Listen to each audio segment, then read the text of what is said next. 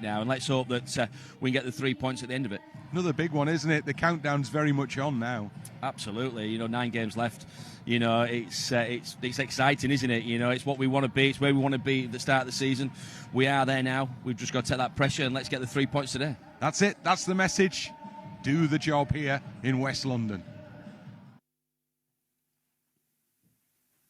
Bridgie, I know we don't want to dwell on previous results against the opposition too much, but but we're gonna.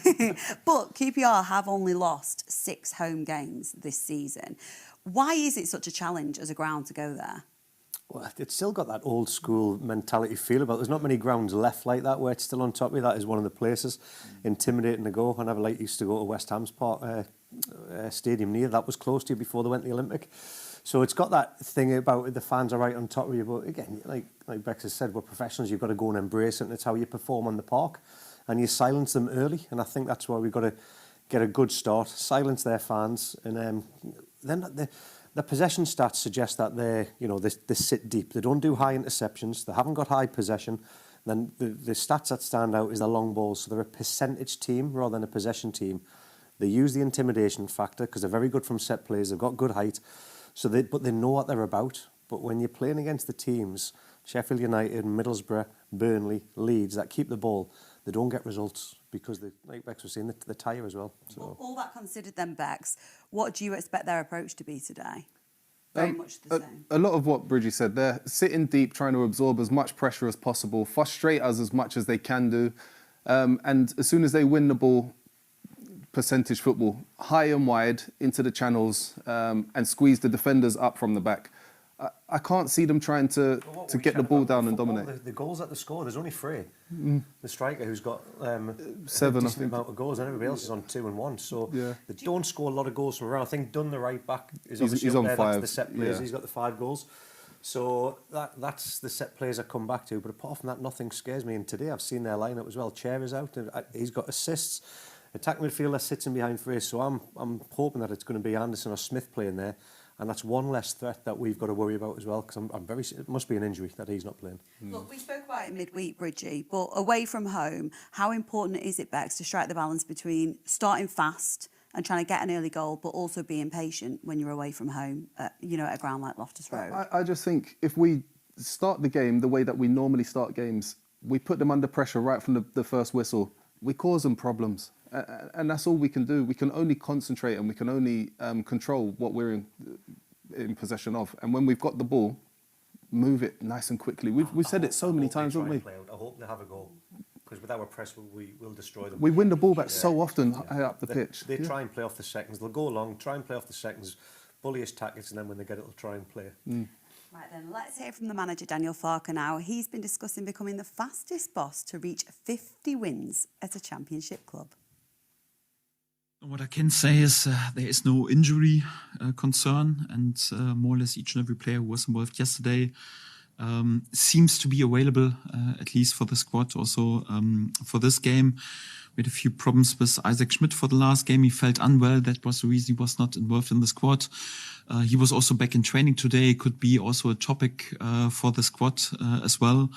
So as it stands, I hope that I have more or less the whole group who was available, plus Isaac Schmidt, to pick from for the traveling squad.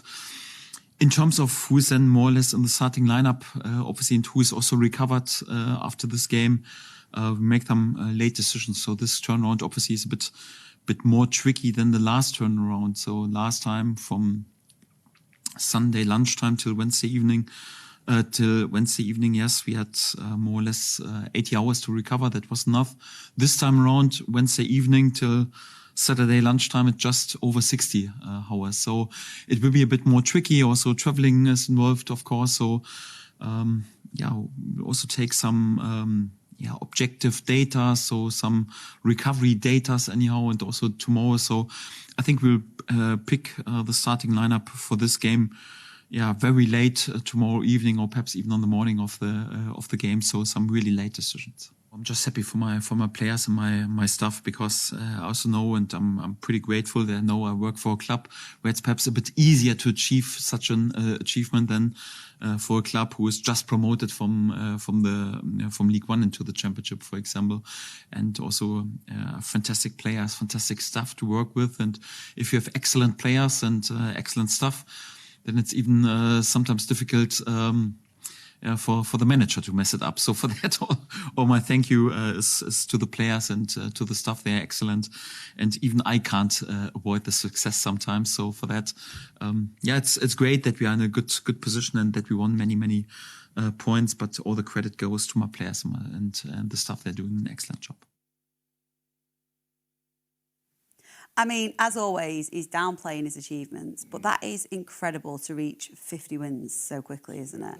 It's unbelievable, and he did it in 80-something games as well. I mean, that just shows the style, the confidence, the understanding of all the players that he has working with him and working for him, and the belief that everybody has in him as well.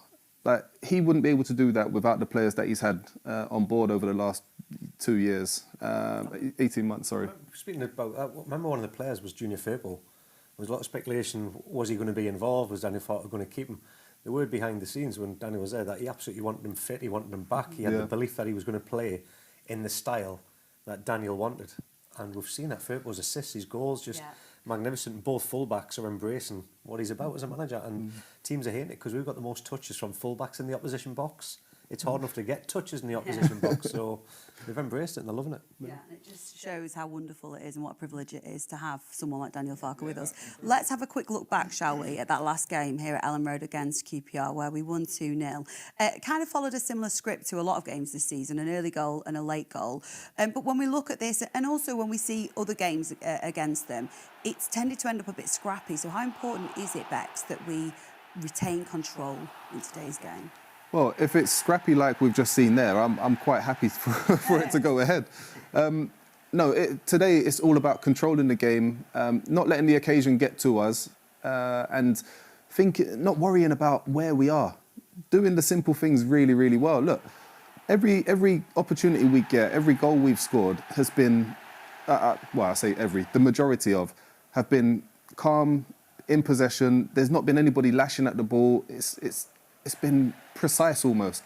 Just a lot of the same. The one that stands out for me, and seeing them 2 goals looking back, is what we mentioned, the amount of bodies that QPR have got inside their area. It's going to sit deep. It's going to take something special from our players, somebody to unlock a door. Well, look, Brendan Aronson is confident that the team can complete the job this season. And Arasaka spoke to LUTV this week and says the team are laser focused on maintaining their place at the top of the league.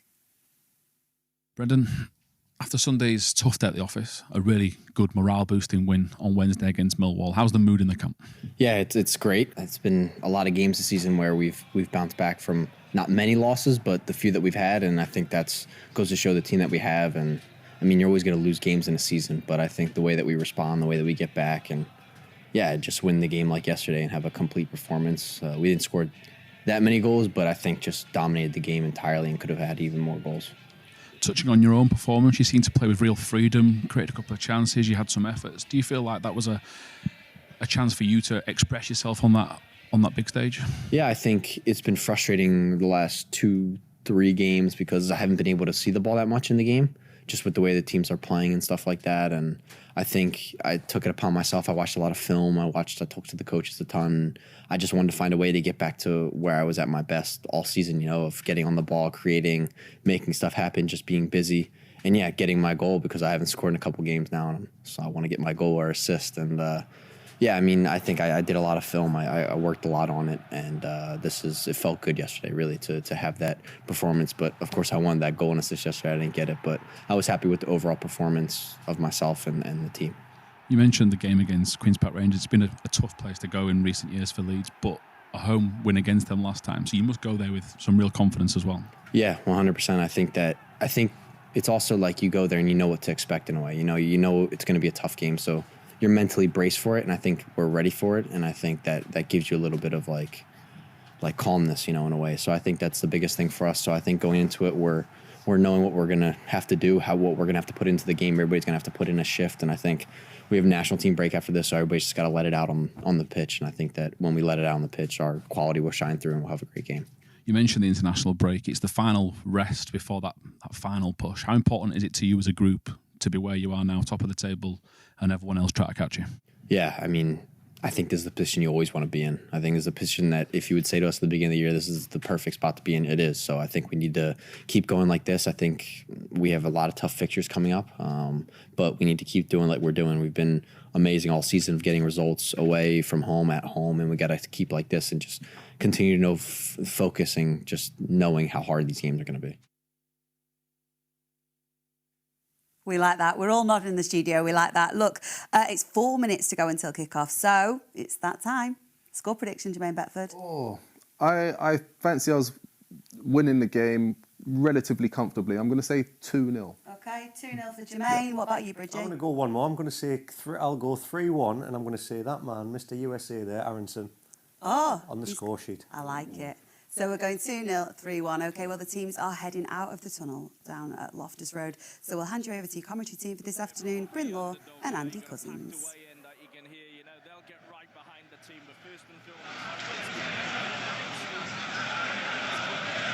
Engaged in the game and make them the old cliche, the 12th man that can carry the team forward.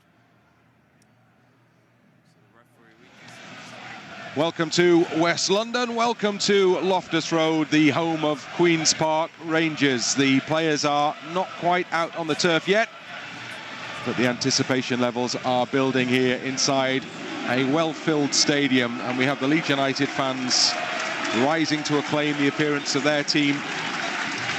Away to our right-hand side, the TV gantry is on the opposite side of the stadium from our position, right at the back of the main stand, pretty much on the halfway line. Leeds United resplendent in the yellow away kit.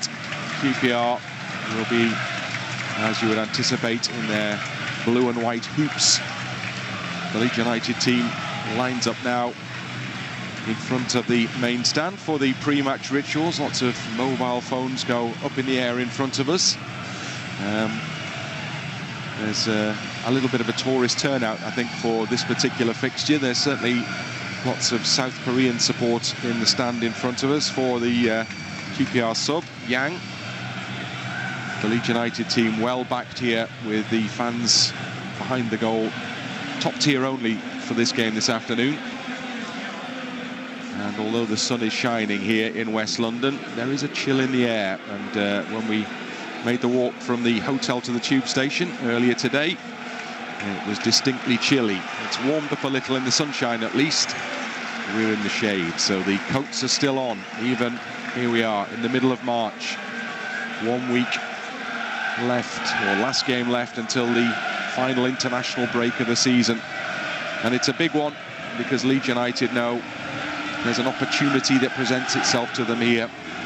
One of these opening weekend fixtures with others to play later. Leeds United sitting on top of the table after the midweek win against Millwall, and the Leeds United team is exactly the same side that lined up for that game against Millwall on Wednesday evening. So Daniel Farke opts for continuity here. No switch in midfield. Joe Rothwell gets the nod. QPR, well, there's a couple of changes to the QPR side. Chair went off injured in their last game away at Middlesbrough. Looks like he could be out for an extended period. He's a player who caused Leeds a lot of trouble here in the fixture at the back end of last season. A game that we'll try not to talk about. Not a great night. Leeds United looking to banish the memory of that by producing something way more positive in this fixture this afternoon. Team goes into the huddle. Final words are spoken. Some big messages out there. Ethan Ampadu, I can tell you, has travelled with the squad today. We saw Ethan out on the pitch with the players before the game. So his presence may still be felt. He's around the group. And Pascal Strout, captain in his absence, is the final man to join the huddle in the Leeds half. Referee today is Tim Robinson. And the clash booms out over the PA system. London calling, indeed it is. Not been the happiest of hunting grounds, the capital city for Leeds United down the seasons. And this has not been the happiest of hunting grounds as a stadium either. But Leeds have to confound all of that this afternoon and make sure that they come out on top.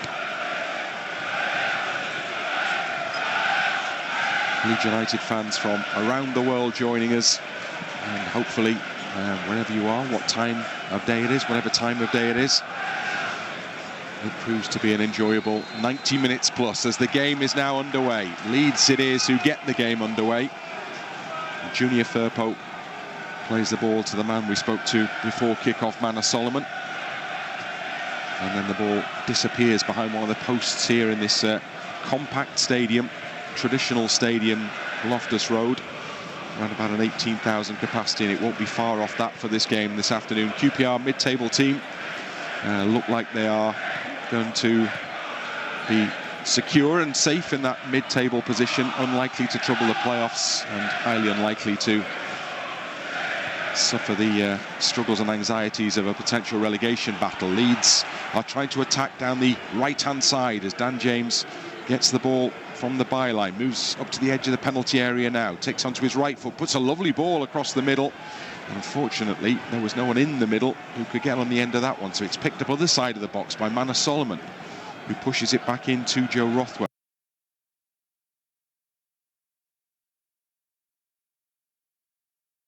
Ball wide to Jayden Bogle to put the ball into the penalty area. Fine cross it is as well, and it needs dealing with. And Cook gets his head to it and heads it behind, and Leeds have a very early corner kick. Andy Cousins. Yeah, absolutely. Great start from the boys there. They've got it out wide, Dan James start with. But look, it's a nice tight pitch is this. It's the old-fashioned stadium like it was last week at Portsmouth. But the boys have got on top of it straight away, get the ball on the floor, and two really good opportunities to start with. But let's make this corner count. So Rothwell is on corner-taking duty. Here's the first of them. In it comes low, and it goes across the edge of the 6-yard box. He'll flick off the top of the head of Joe Rodon, but there was no yellow shirt waiting, and so Leeds now are defending as the ball is pumped up into the Leeds half. It's an easy pickup for Illan Meslier on the edge of the penalty area. Leeds fans behind him. Yeah, it's great to have Joe Rothwell in there as well today. I think on a game like this, it suits him.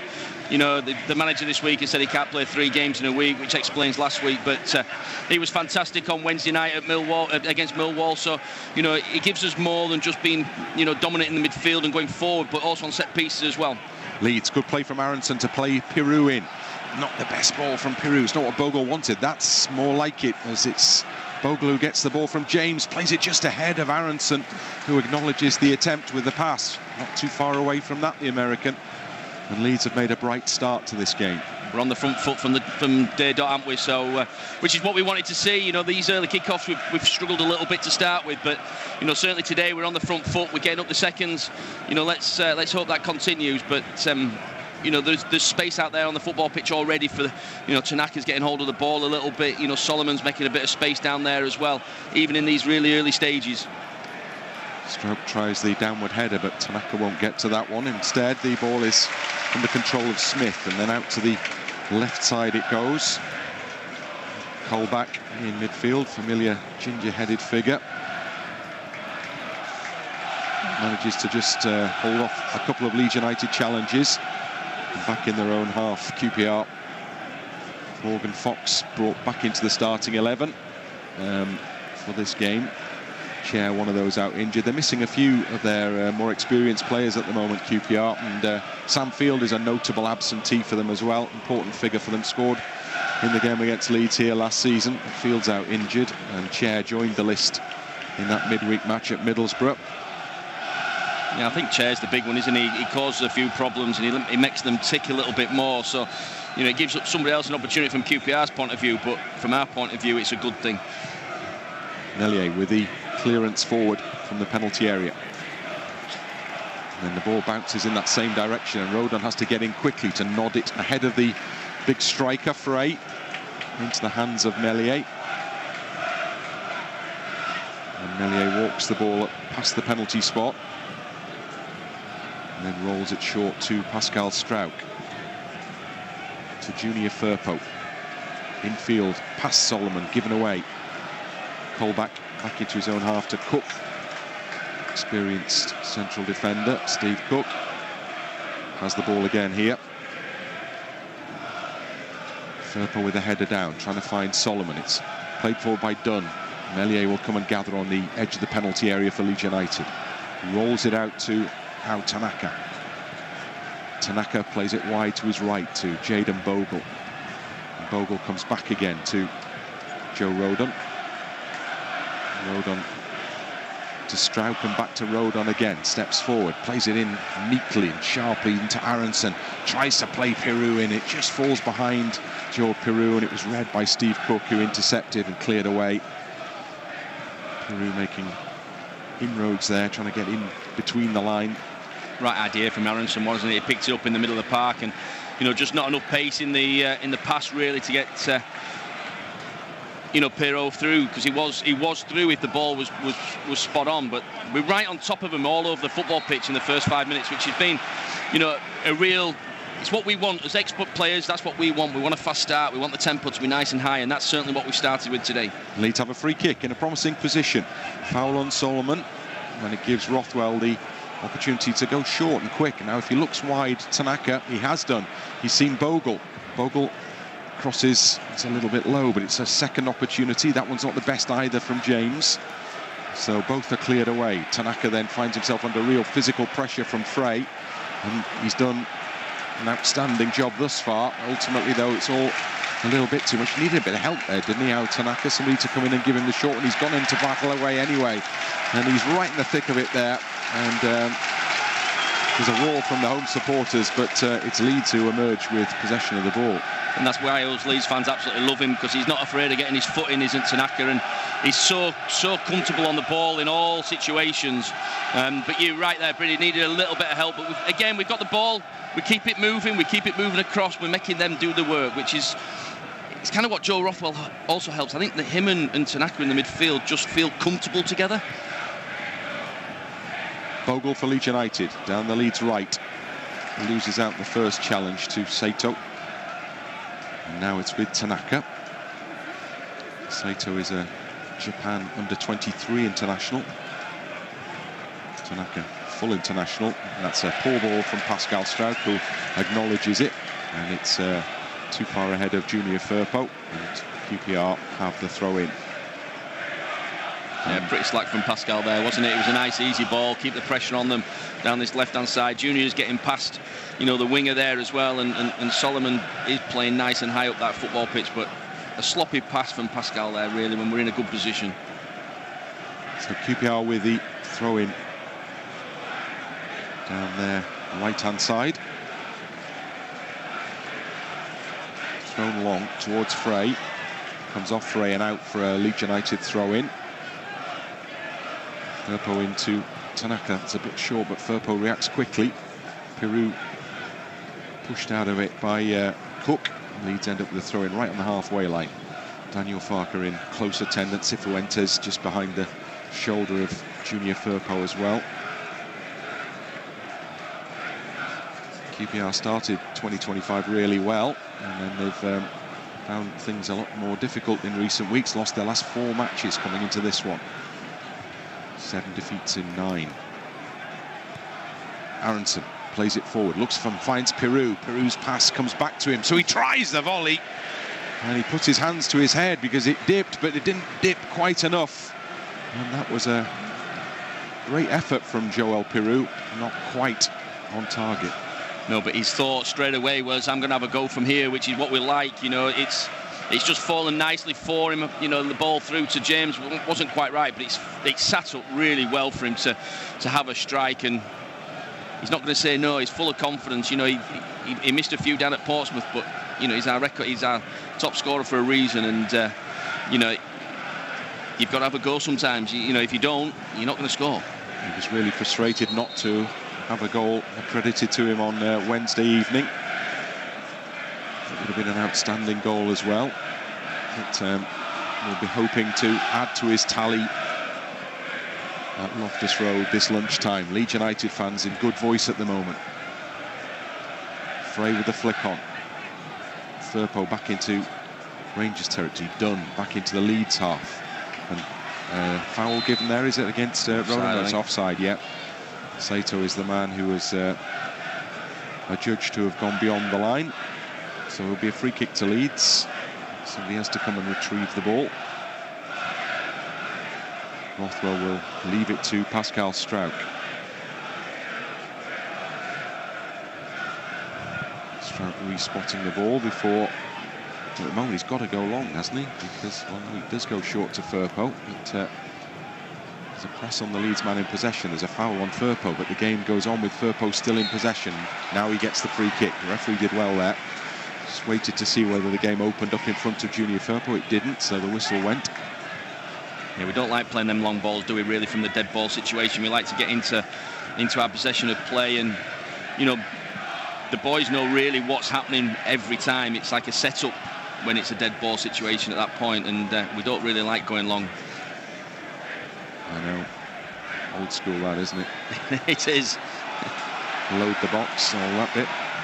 Free kick, Leeds United in the centre circle. Struijk takes it, does it to emphasise, quickly, short, and then it comes back to Meslier. Struijk offers himself a little further forward, into Rothwell. Rothwell run into a little bit of trouble, and Colbeck was at him then. And Rothwell looks to the referee, and I don't think he would have got a free kick, would he? I don't know. I think he kind of signalled to play on more than anything, but it was a clear free kick in the area.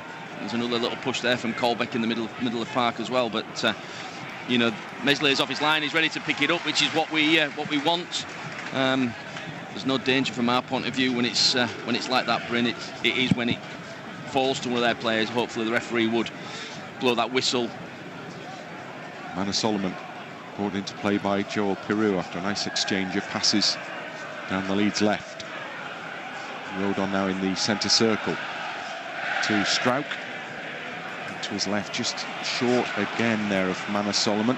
And there's a long ball which Rodon defends and gives Rothwell a bit of a job to do, but he does that job extremely well. And not only does he make the ball, but he makes a great pass out to Bogle as well to put Leeds on the front foot here. Now with James coming in from the touchline. Bogle waits, it goes up to the edge of the area to Aronson, tries to give it back to Dan James. There's a breakdown there. Colbeck steps in, and then the ball goes out of play for a Leeds United throw in midway inside the QPR half. Good pressing from Rodon, going right into their half and nicking the ball and putting them under pressure, which gets us possession back.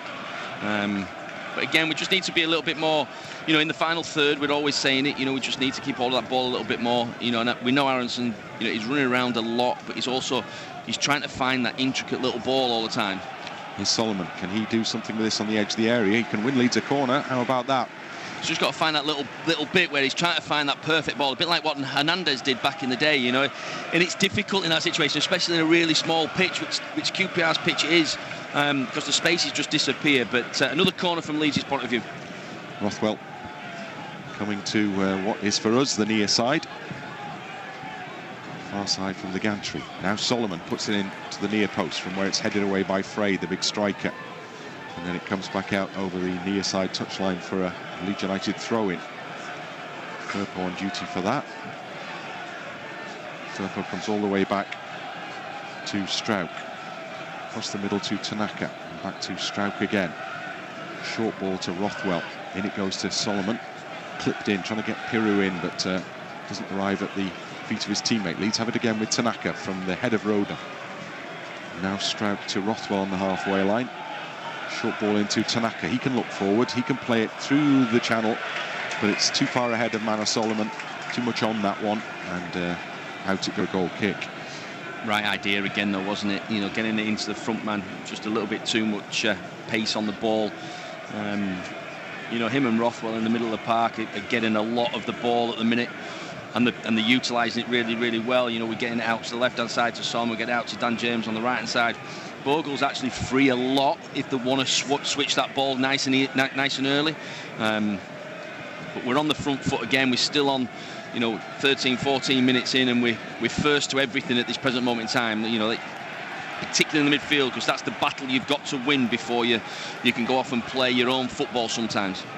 Strouk from the back manages to clear up to the halfway line, where Colbeck wins it for QPR and gets it back and plays it in. Saito lays it off for Anderson, and now it comes for Saito again, who moves it into space, but Solomon was in the same space, having read the danger there. Well, Manor Solomon, and his defensive contribution is welcomed.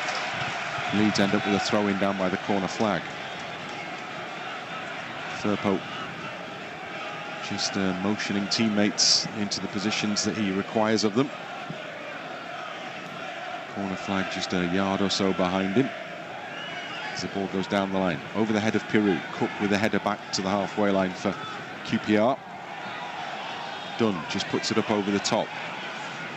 Frey came from an onside position as Firpo gets across in front of him to knock it into touch for a QPR throw-in. I've got to say, I thought that looked offside from my view here, and I think Firpo and Stroik were saying exactly the same thing. But good defending again.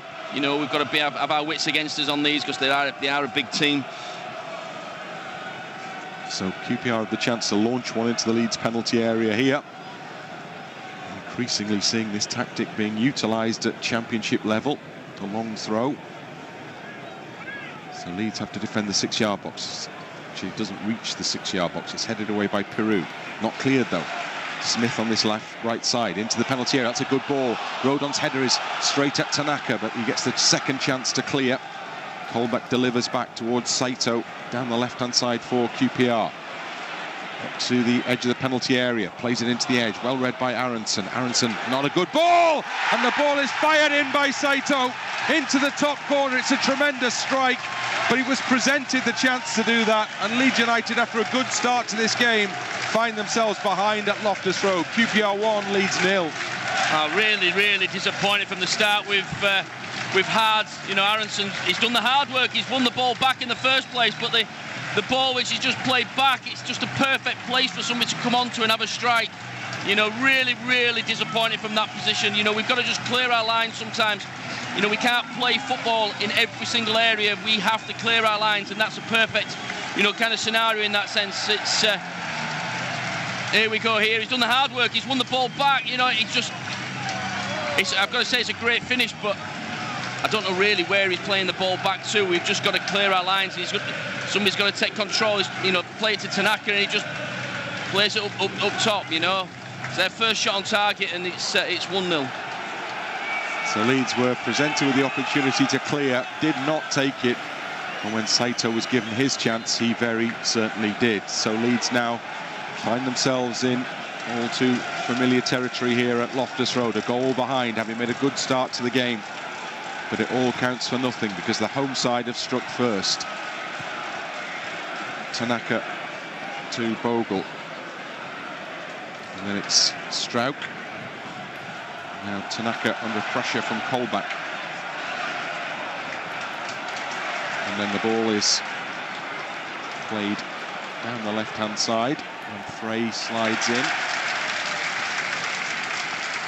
just to get a foot to it. And it goes out for a Leeds United throw-in. Such a disappointing goal to concede. Leeds made a hard work of trying to clear, and they ultimately gave it in a way in a really dangerous position. Morgan Fox for QPR, who will no doubt be buoyed by that. It gives them something to hang on to again, doesn't it? That's the problem. It's, you know, if it's 0-0, then it's a little bit easier now. They'll be putting bodies in way of everything. You know, they have something to hold on to, which is the disappointing side. After such a good start from us as well, you know, we were keeping all the ball. We created a few chances down both sides. You know, it is just their first shot on target is well, their first shot full stoppers has ended up in the back of the net, which is really disappointing. Strouk plays the ball to Rodon. Now Strouk again. Two centre-halves exchange passes. Now down the right side for Dan James. Chance for him to have a run perhaps here. Rides the first challenge. Plays it in to Aronson. Tackled hard but ends up with the ball at his feet. Gives it to Bogle. Bogle down Leeds right. Forced backwards though. Still having to go backwards, and then pokes it into the middle of the park for Pascal Struijk. Now Manor Solomon's got a bit of space to work in down the left. Pre+Post to his left. Pre+Post crosses into the penalty area, but it's cleared into touch for a Leeds United throw-in.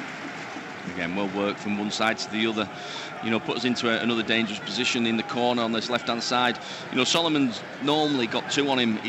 It seems to be that they're just going one-on-one against him, which you've got to fancy him to take him on at some point. You know, keep getting that ball out wide, because Dan James also on the right-hand side is creating some space for himself. And Struijk are in a battle, and it's an award in the favour of the big QPR player. Swiss signing, and Frey wins his side a free kick in a defensive position as Leeds were attempting to keep the pressure on there. The sun comes out again here in West London. Still the chill is in the air in all senses. Keeper Nardi out of his penalty area to take this free kick for QPR. Junior Pre+Post header forward. Pirou hooks it on, and he'll chase gamely. He won't get there ahead of Cook though. Cook goes all the way back to the keeper. Still Pirou carries on. Nardi just delivers it back into the Leeds half, and it's gone beyond Struijk. Rodon comes in and he takes control well there. Colback comes across, but Rodon manages to maneuver it to Manor Solomon. Solomon, great footwork. Class. Oh, poor challenge. It's got to be a yellow. Well, that's a yellow card in the early stages of this game. 21st minute. And Solomon was taken out in no uncertain form there. Great feat, but that puts him 1 up now. You know, he's up against that, you know, the yellow card there for Dunn, so he's up against him 1-on-1. You know, he's got to now think a little bit about what he's going to do in his next tackle and so on. So let's get that ball out to Solomon on this left-hand side, because he's definitely got the beating of him. He's got the build of a centre-half, hasn't he? He has, yeah. Done the full-back. He's a big unit. Now he's yellow. Leeds United with a free kick, which inevitably they take short. Rothwell now out to the left side to Firpo. Comes back into Struijk. Across the middle to Rodon.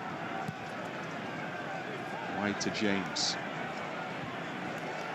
Can't get infield, but Saito's touch comes straight to Rodon, and now Pascal Struijk has it in the centre circle. He's going over the top. That'll be intercepted by the fullback. The clearance is not great. James couldn't quite find a teammate. Aronson's got in well though for Leeds United. He's made the ball into the path of Bogle down the far side for Leeds. Bogle works it into the middle, and it comes across. It's a great ball in. It was inviting a challenge, but beyond Pirou there was nobody waiting.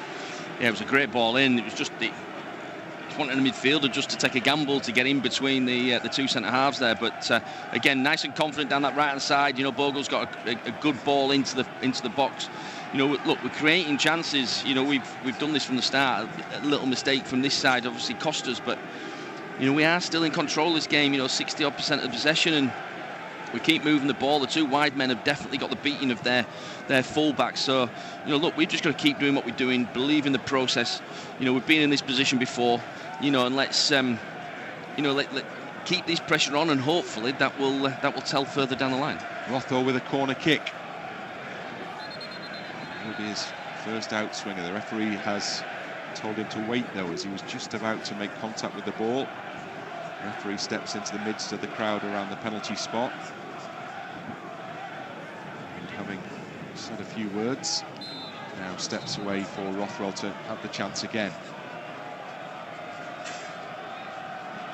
And it comes from Joe Rothwell. It's gone in short, low. Not really what was required there when Leeds had put everybody in the middle. So QPR are able to clear comfortably.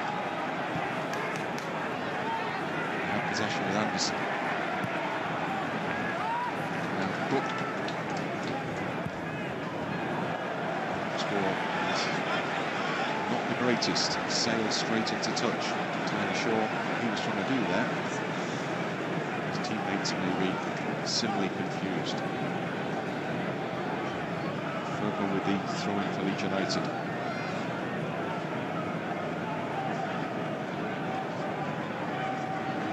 Just trying to weigh up his options here, Junior Firpo.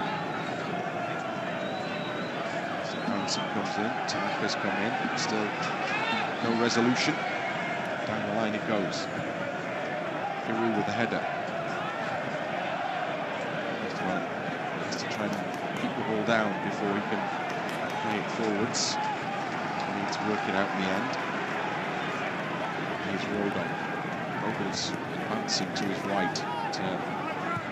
Rodon, instead of passing it to him, just an opportunity there. He still is, frankly. He's still on his own out there. He's still available. Now he finally does get the ball in that right side position. Comes inside. Saito.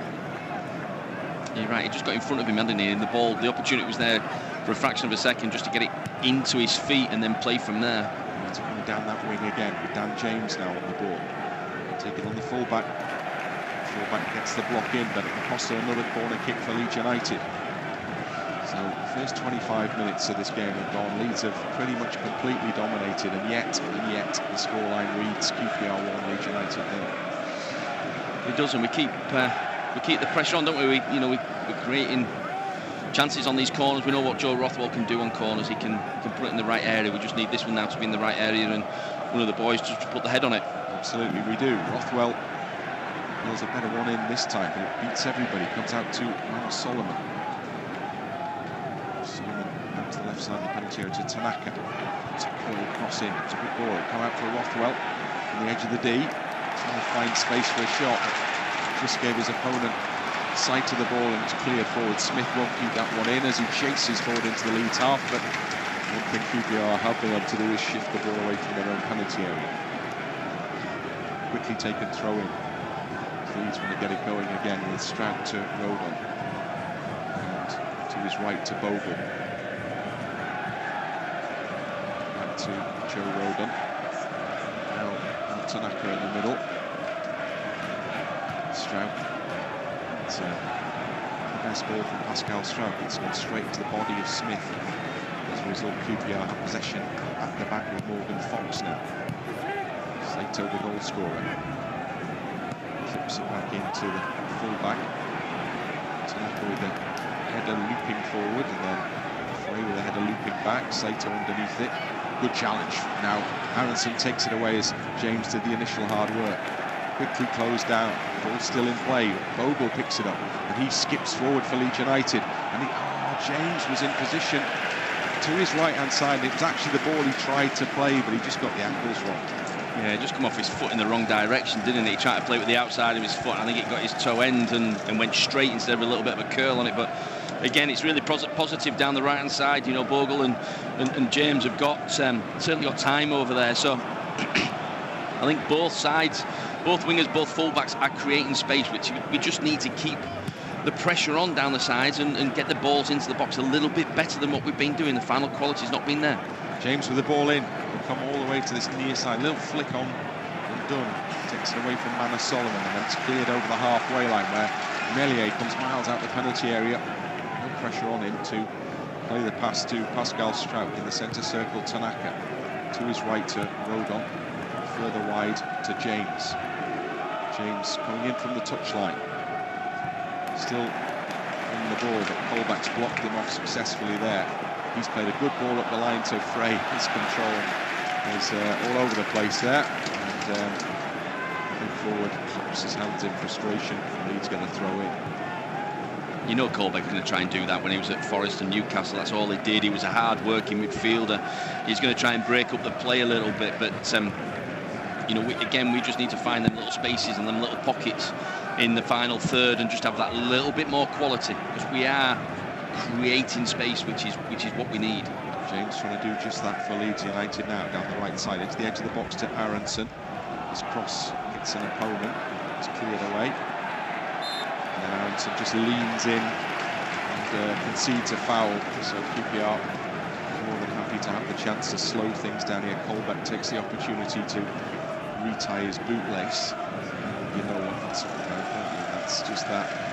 It's never been a free kick anyhow. He's literally knows he's running behind him. We've just seen the replay of it, and he's just fallen down. The referee's, I've got to say, has been done there by is it Pal down there? Yeah. So it's these referees have to have their wits about them these days, because a good old challenge back in the day, you knew about it. Nowadays, you don't have to touch anybody, and you go down and you get a free kick. So, but it is the modern game, unfortunately. So Leeds with the occasion, perhaps, as the ball is played into the Leeds half from the goalkeeper. Strauch has to defend from the edge of the penalty area. He just puts the ball into touch for a QPR throw-in, level with the edge of the Leeds box. Anderson with the ball for them. Anderson then leaves it. And the Danish international is the recipient of the throw-in instead. Gets the ball back off Smith. Smith has it again in space, and he's able to attack the box. He puts it into the middle. Cook with a header goalwards, and Cook with a header in. Well, he was left all alone in the penalty area, and the Leeds defending there was poor, to say the least. First for the cross, and then for the header, and off the post and in. And it's QPR 2, Leeds United 0. Just too easy down this right-hand side, you know, from a very simple throw-in.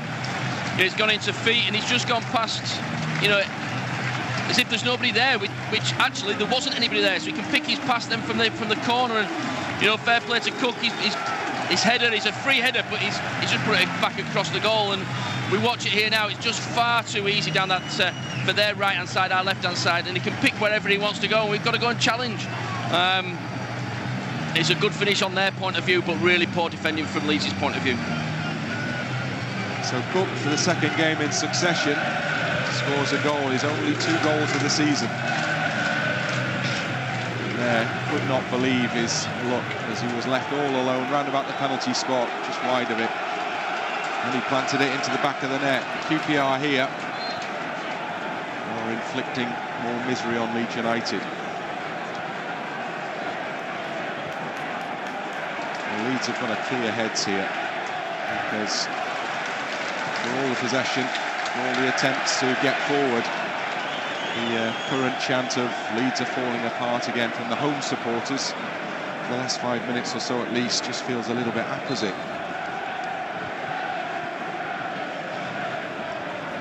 Not a position that Leeds are familiar with this, so everybody has to switch on again. I'm just trying to see down at the bench there if Daniel Farke's actually looking at, you know, having a chat with his staff down there and you know, contemplating things, because the 2 goals have been 2 really, really easy opportunities from QPR's point of view, and really poor defending from our point of view. You know, attacking wise, we've been, you know, pretty good in there. We've dominated play, but you know, we've not really done anything in the final third. You know, is he contemplating something early, which is very unusual for Daniel Farke if that would be the case. Leeds are defending a throw-in here with Strauch away from the near post. Back in it goes again. Strauch once more with a header away.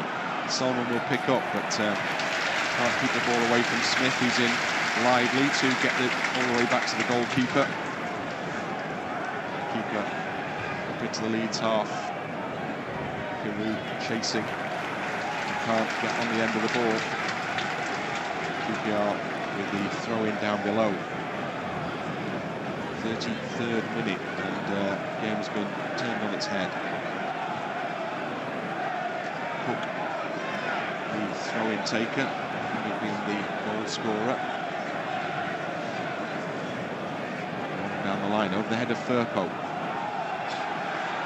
Smith on this near side, wins a throw-in for QPR. Down by the corner flag.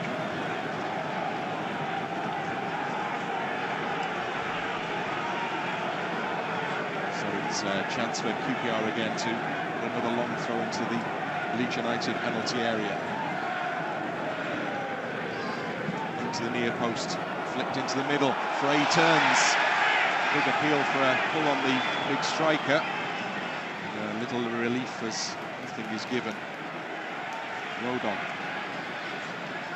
Still going, Joe Rodon. Short layoff to Rothwell. Now to Firpo. On it goes to Manor Solomon. Solomon infield. Now Aronson, edge of the D, well challenged by Colback. Aronson stumbles into the penalty area. The referee sees the stumble as a foul and awards that against Aronson, and that would be a QPR free kick. I thought he was putting his head in there to try and defend it, you know, get a little touch on it as such, but never a penalty in the first place. If anything, a little push on Pirro at the front, but definitely not a penalty in there. But we've got to get a hold of this ball. We need one back before half-time to really put the pressure on them in the second half. 10 to go, just over. As Nardi prepares to take the free kick. Long into that Leeds half. Frey and Strout battling away. Strout gets the header, but QPR get the ball with Anderson now. Back towards Cook it goes. Over the top, Sato just put out by Firpo. And in the midfield, Aronson, James, nice layoff, and suddenly Leeds have bodies spare down the right side. Referee plays an advantage as Bogle moves up to the edge of the penalty area. Jaden Bogle tries the shot, and there were players waiting in the middle. Bogle decided to have a go for glory there, and it didn't work out. Yeah, some good play in the middle of the park again, wasn't it? We picked up the little bits, and we've got it out to the right back, who's had a little bit of a pop shot really when we've got a better position in the box itself. But you know, we said it earlier on when you know, Pirro had a chance. It's, you know, shot from outside the box. In a way, if you don't have a goal, you're never going to know. But let's hit the target if we're going to take that risk from that point. So Nardi with the goal kick. Forward it goes into Leeds territory. Done with a header on. Tanaka. Aronson thrown to the ground there by Colback. Colback may clutch his head, but this was quite clearly the foul committed. Just got the sense that QPR have made targeting decisions about who they're going to go after, where they're going to do it. Colback very much has been cast in the role of chief combatant in that midfield. Strout for Leeds. Colback. Pressure on Rodon, out wide to Bogle. Bogle goes over the top. There's a chase on for James. Defender gets there ahead of him. Nods it into the path of Parl. Sato laid off Leeds with Bogle. He's fouled, is he? No, he isn't. Ball out for a throw in. I would have said that was a foul, Brim, but he's given a throw in that on that right hand side. You know, it looks a foul to me. He's all over the back of him. I don't know how that's not a free kick from our point of view. So QPR again, long throw. Fox this time takes it into the head of Rodon. Anta goes for a QPR throw in the Leeds half, and they're playing where they want to be playing. Deep in Leeds territory. 2 goals against their name in this game so far. Time to kill. Parl delays and then throws back. And then Leeds win it with James, still in his own half. Runs into Morgan Fox. And the ball goes out for a Leeds throw-in. Chance of getting it forward quickly is gone. Jaden Bogle, ball in hand. Can't see much on at the moment, can he? Throws in field, Firpo. Short of Aronson, but it breaks initially for Peru, but can't find a teammate. Now it comes back for Peru. Peru right through the middle. Can't get out of it there. And Leeds have to go and win it back again to set off once more with Solomon now in possession. Solomon in field. Bogle's come across, but it gone to Tanaka. Tanaka through the middle for Bogle, who's in the penalty area, turning to play goalwards, and it's taken away from him and behind. It's a Leeds corner. Some good football again from Leeds there, wasn't it? It's got into that little bit, but they're, as I said earlier on, they've got something to hold on to. They're right on top of us in that last third. Another corner. Solomon to take it this time, is it? Or is Rothwell going over? Solomon, yeah, leaves it. Initially looked like he might be going to do it. They take it short instead, so Solomon stays in there. Now he's got to get this over.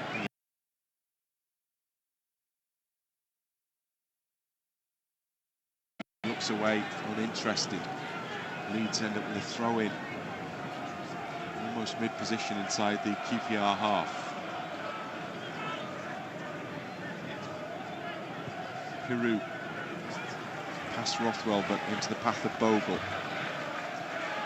Rothwell to Rodon. And now Strout. And now Tanaka. Strout once more. Tanaka sweeps it through the middle. Peru lays it off. Solomon's going to control it, and now he can move it. Into the middle it goes. Rothwell arriving to Tanaka. Tanaka into the penalty area. Peru held up by Solomon, has it. Solomon across the middle. He's there. Leeds are back in it at the back post. Ball rolls in off Bogle.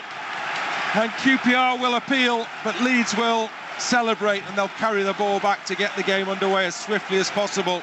A Leeds reaction. It's QPR 2, Leeds United 1.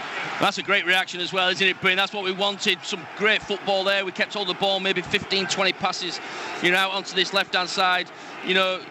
We've created the space. We've been saying it all game that Solomon on this left-hand side is getting space. He's getting one-on-one. And when he gets on one-on-one, it can cause a lot of problems, which is exactly what he's done. But some great little footwork in there from the boys. And, we've got that little bit of luck. I think I don't know if it's gone off Junior or if it's, gone off their player itself. But they're trying to say Bogle's offside, but he hasn't even touched it. He's not interfering. He's nowhere near it. So, look, game on. Let's get that. We said we wanted that one before half-time. Let's get another one. Let's really put some pressure on this QPR team. So it goes in at the far post, off Firpo perhaps. And whoever it came off ultimately, Leeds United are back in this game. Looks like it's probably Firpo's rather than Bogle's. But they're still defending now with Frey to Smith, and then the flag is raised on this near side. That's the flag that the QPR players were appealing for from the Leeds effort. That is now raised at the other end to thwart their ambitions. So Leeds have a toehold back in this game. 5 minutes to go or less now before half-time. Firpo involved in an advanced position again for Leeds United there. Solomon also involved in the goal, but this time he's in his own half. Tanaka to Strout. Leeds voices raised. Rothwell to Rodon. Wide right side James, there's lots of space for him. Sato comes to close him now. Puts it up over the top for Bogles, charging forward. Can he keep it in? Not quite. Jaden Bogle, a willing runner there. The ball was just a little too heavy for him. And he has to head all the way back into his own half. Again, some more good play down the sides. Just thinking down this left-hand side here with Junior and Solomon, I think this is where we can win the football match, because we know Junior likes to play very high up that pitch. Wants to get up there, and the two of them are creating space. Dan James is also doing that on the right-hand side with Bogle down there. So the wide areas for Leeds is going to be hugely important, because I think that's where we can actually win this football match. We've been watching replays of the goal back, and I think you'd have to say it's a good job Jaden Bogle didn't quite make contact. Yeah, I think it would have been offside if that would have been the case, but... Firpo was on. Leeds come here with James. Oh, what a shame. Needed a firmer touch to try and play Peru in. Anderson for QPR under pressure from Rothwell. He's done well with it. Got it to Smith. Smith's bundled over by Firpo. The exchange continues. Junior Firpo, one of numerous Leeds players heading off on long trips after this one, as he goes to play for the Dominican Republic. Nana Solomon will be in action for Israel as well. There's no need to give a free kick away there. They'll just get nice and tight and make them play. There's no need to give silly little free kicks like that away. So Cook with a free kick for QPR. Final 2 minutes of the first 45. Firpo's header forward. Peru into the middle, but Fox is there. Firpo again goes up, comes off Junior Firpo, out for the QPR throw. It's the ball down below with Dunn.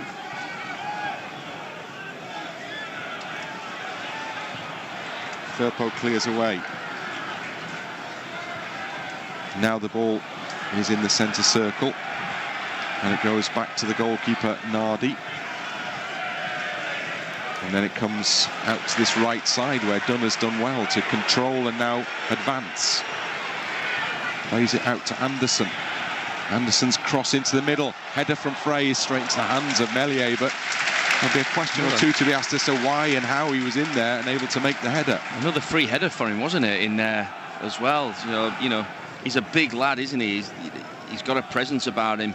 Doesn't really do much movement in the way of forward and backwards. As a centre forward, you might go, I'm going to go that way, I'm going to come to the back post, but he's a big unit and we can't give him that much space. We know what he can do already. Rothwell for Leeds United. Final minute of the first half. Now James down the left-hand side, taking on Dunn, but Dunn's been shown too much of the ball. He's able to give it to Cook to clear. Strauch, pass into the path of Firpo and now Tanaka. Leeds are in the QPR half. Back to Firpo. Forward it goes to Solomon. 2 minutes to be added. Solomon on the ball for Leeds now. Second challenge of Dunn is successful. Blocks him on his route towards the penalty area. All the way back up to Meslier. Just pushes it forward to Rodon, and now Rothwell. Rothwell, and the run was made by Bogle, but he'll have to come back and set up again as Leeds keep the ball in the centre circle. Through the middle for Tanaka for Firpo. Heavy touch, QPR clear. Leeds have got to get back. There's a runner on the far side. And luckily for Leeds, Frey had no idea that Sato was completely clear. Poor clearance from Meslier. Leeds are struggling a little here to get the ball clear. Now they have it with Peru on the halfway line. Quickly closed down. And then Frey, who's making a right nuisance of himself up top, makes sure that he intervenes to see the ball back to the Leeds keeper. 1 minute remaining in this first period. Leeds down the right-hand side with Bogle. Can they get something before the half-time break? Not from this move initially, at least, because the ball is out for a Leeds United throw-in. Bogle to Rothwell, rather. And now Rodon to Strauch. Solomon to his left, gets the ball. Solomon, well, he's tried something spectacular there, and it's not come off, it's come off him. And gone out for a QPR throw-in as we head towards the half-time interval. Home side with the 1-goal advantage now.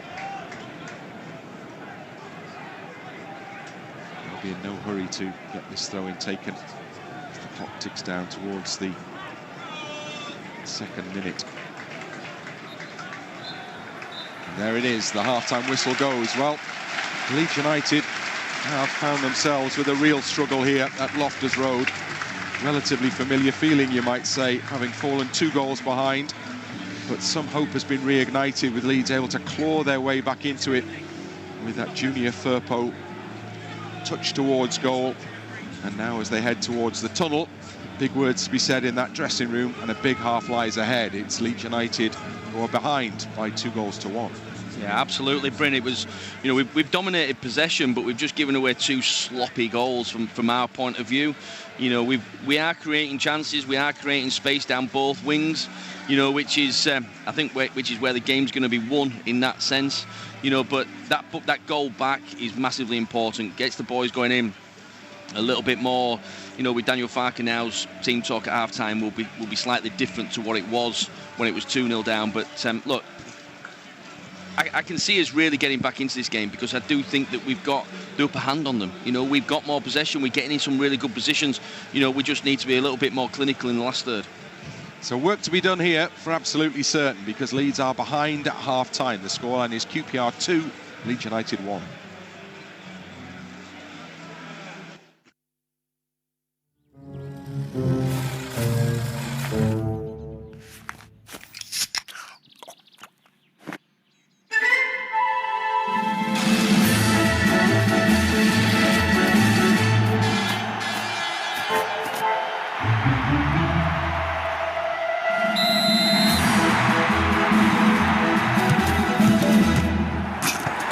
Red Bull gives you wings.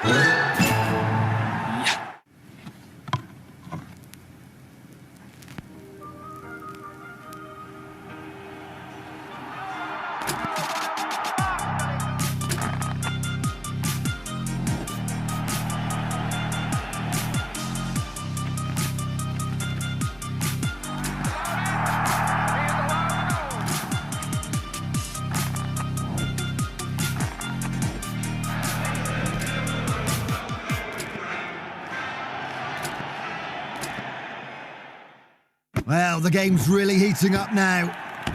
Keeping that energy flowing. Talk about control. Constant, steady performance, no matter the weather. Lovely charge forward there. That was smart play.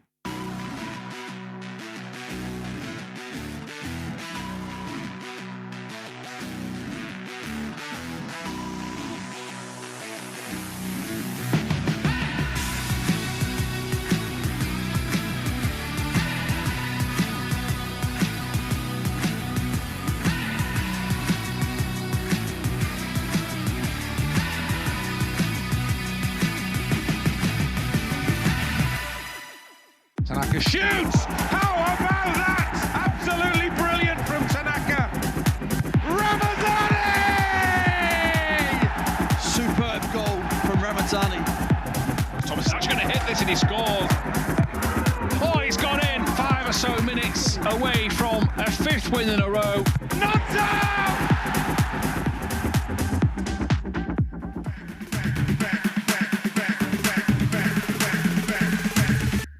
Like that.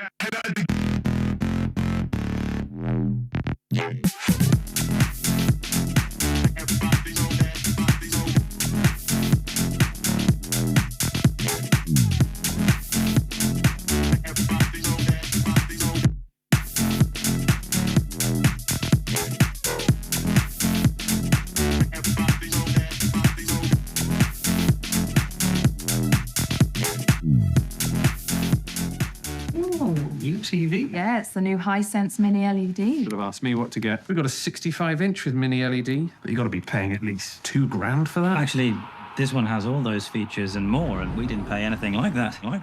Looks great, doesn't it?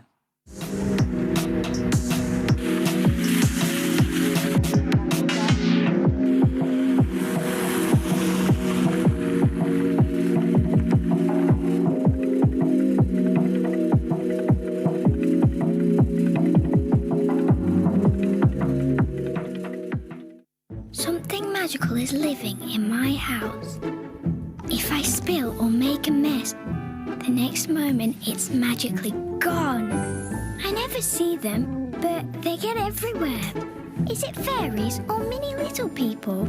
Is it you? Everything is so sparkly. Mummy says try not to make too much mess, so we don't scare them away. No magic, no spells, just astonish.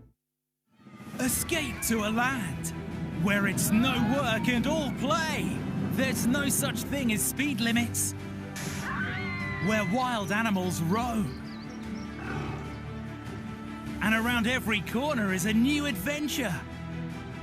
Where you live amongst nature and giant rabbits come and say hello. Escape to Flamingo Land. Book your day pass online at flamingoland.co.uk.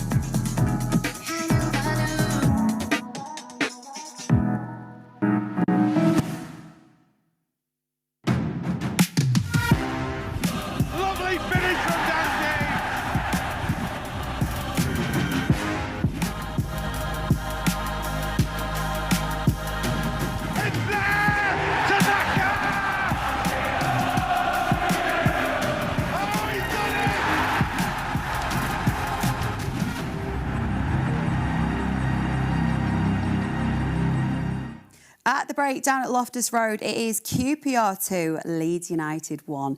Michael Bridges, are we seeing the curse of QPR that we didn't want to talk about? Well, there'd been 2-0 at half-time, yes, but that goal was absolutely massive that Firpo got there just before half-time. Completely changes the dynamics of the second half. It changes the manager's team talk as well, but I'm sure Farke will have a few things to say. He won't be happy, will he? No. There's the couple of goals that we conceded. I think the second one will go through preventable. There's so many things are at fault with that. And, yeah, really disappointing, to be fair, but I was happy that we got that extra goal. Let's have a look at those. Let's get straight into those goals, shall we? Get them out of the way. That first one was just, it was like, you're right, Bridget, it was so disappointing, wasn't it, Bex? Yeah, it was. You look at the way we initially closed the ball down. Jayden Bogle closing it down, good distance, don't let him inside on his right foot. This part here is Brendan Aronson. He sets him up absolutely perfectly. And that's just a lack of concentration, a lack of awareness and a lack of understanding of where you are. You're in the 18-yard box, you're facing your own goal, you can see the defender, I think it's Roden, has got a player coming behind him, an attacking player coming behind him. Put the ball out for a throw-in. Sometimes that's what you've got to do. Play the way you're facing. Don't do anything silly. Don't try and be too smart, too neat and tidy. Let's not take anything away from the finish. The finish is phenomenal. It's a great, great finish. The ball sits perfectly for him, wraps his foot around it really well. Yeah, credit to Saito for that goal. Like you say, it was a great finish. But then this just felt like another nail in the coffin. It was really poor defending this on our part, wasn't it? Absolutely free inside the penalty area there, but for me it goes back to this bit, the throwing, because everybody thought the Leeds team that was going to be a long throw. They all turned their back on the ball. Everybody's walked in towards the goal, not facing the ball. You're told never turn your back on the ball. What that creates is a 2v1 in the wide area for QPR. And he's got a chance to have a look up and pick the pass out with no pressure on for the cross. So it's a superb headed finish, but there's so many things could have stopped that. And if I'm the gaffer looking on that, I've got my coach's head on here. I'm so disappointed that my players have turned their back on the ball. I'm sure Daniel Farke and his staff will be saying this does not happen. But there's also nobody marking Cook in the middle either. Yeah. And so many things wrong with it. He's so powerful in the air. Get a player around him. It felt uncharacteristic, didn't it, at times in that first half? Yeah, quite leggy. Well, yeah, I mean, when I saw QPR set up in the first instance, we created a lot of good chances all breaking because they came in at a press. And I'm thinking, this is good because there was a lot of space to exploit. As soon as they get the goal, they drop back and they don't press and they get their shuffle going. And that's when it's hard to break them down. So at 2-0, I was really worried. And then you saw the goal. We had a lot of numbers forward for us. And we goes back to the fullbacks we talked about, Firpo and Bogle. I'm pleased Bogle didn't touch it, by the way, otherwise he's offside. But that was huge because, yet again, our fullbacks are making an impression in the final third. Let's have a look at that goal. And I think, like you alluded to there, Bridgie, this was a great time for us to score, wasn't it, Bex?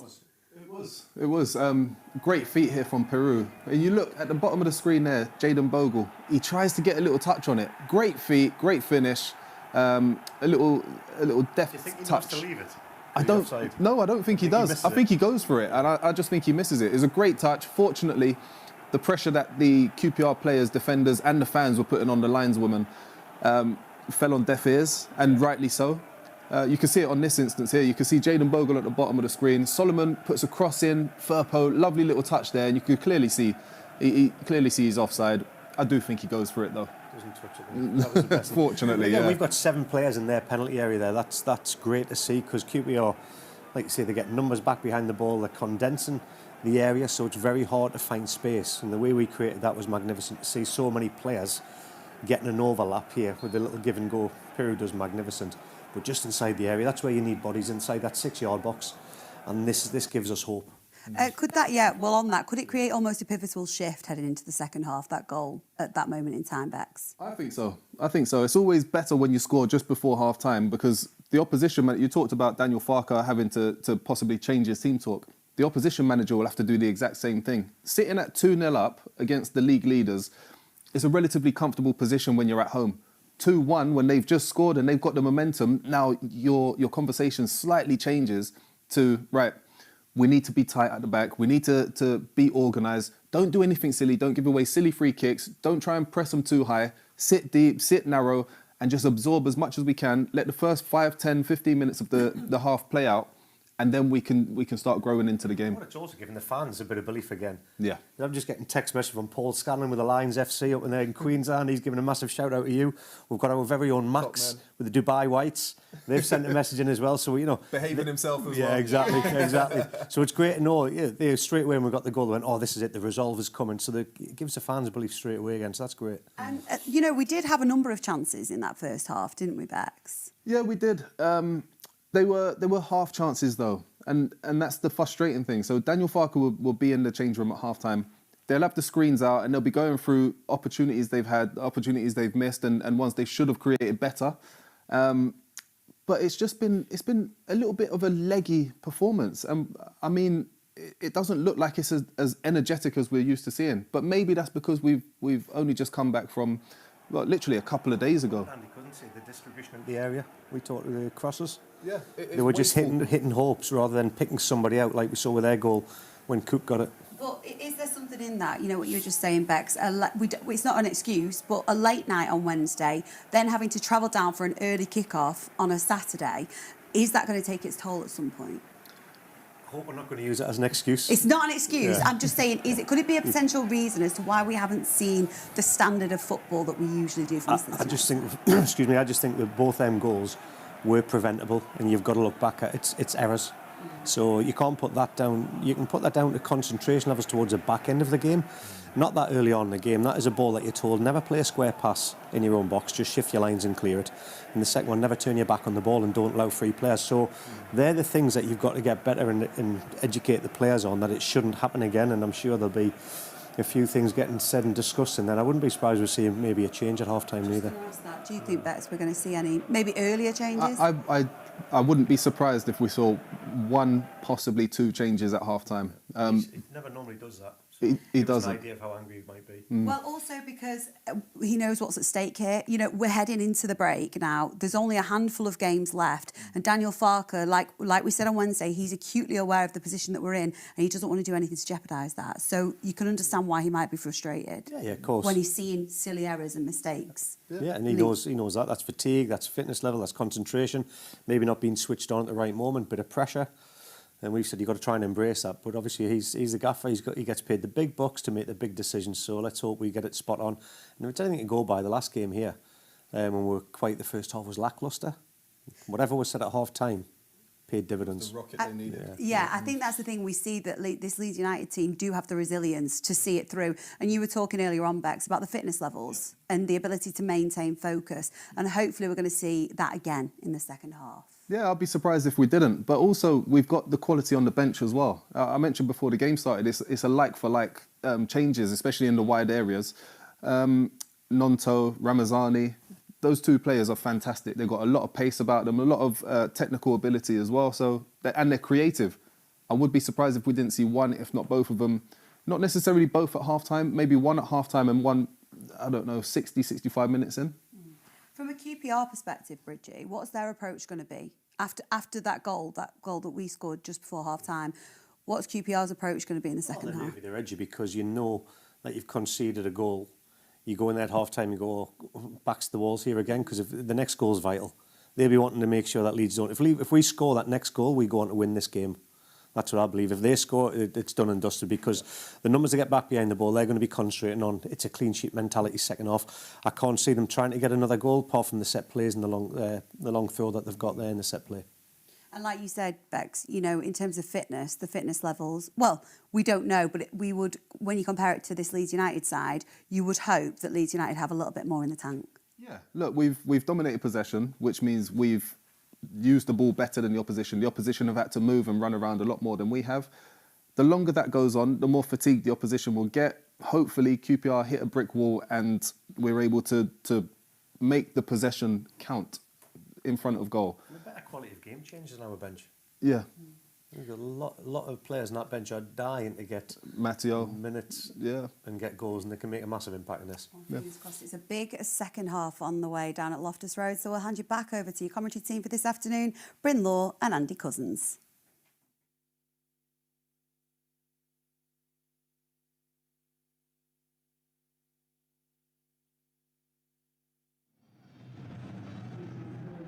Welcome back, and we have news of a change to tell you about. Willie Nonto has come on at half-time, and he's replaced Brendan Aronson.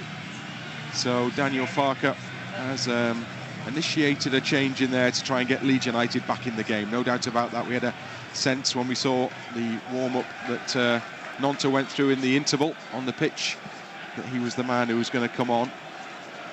And that has proved to be the case. Attendance 17,457, and there are 1,759 Leeds United fans here. They're behind the goal that Leeds United are now attacking.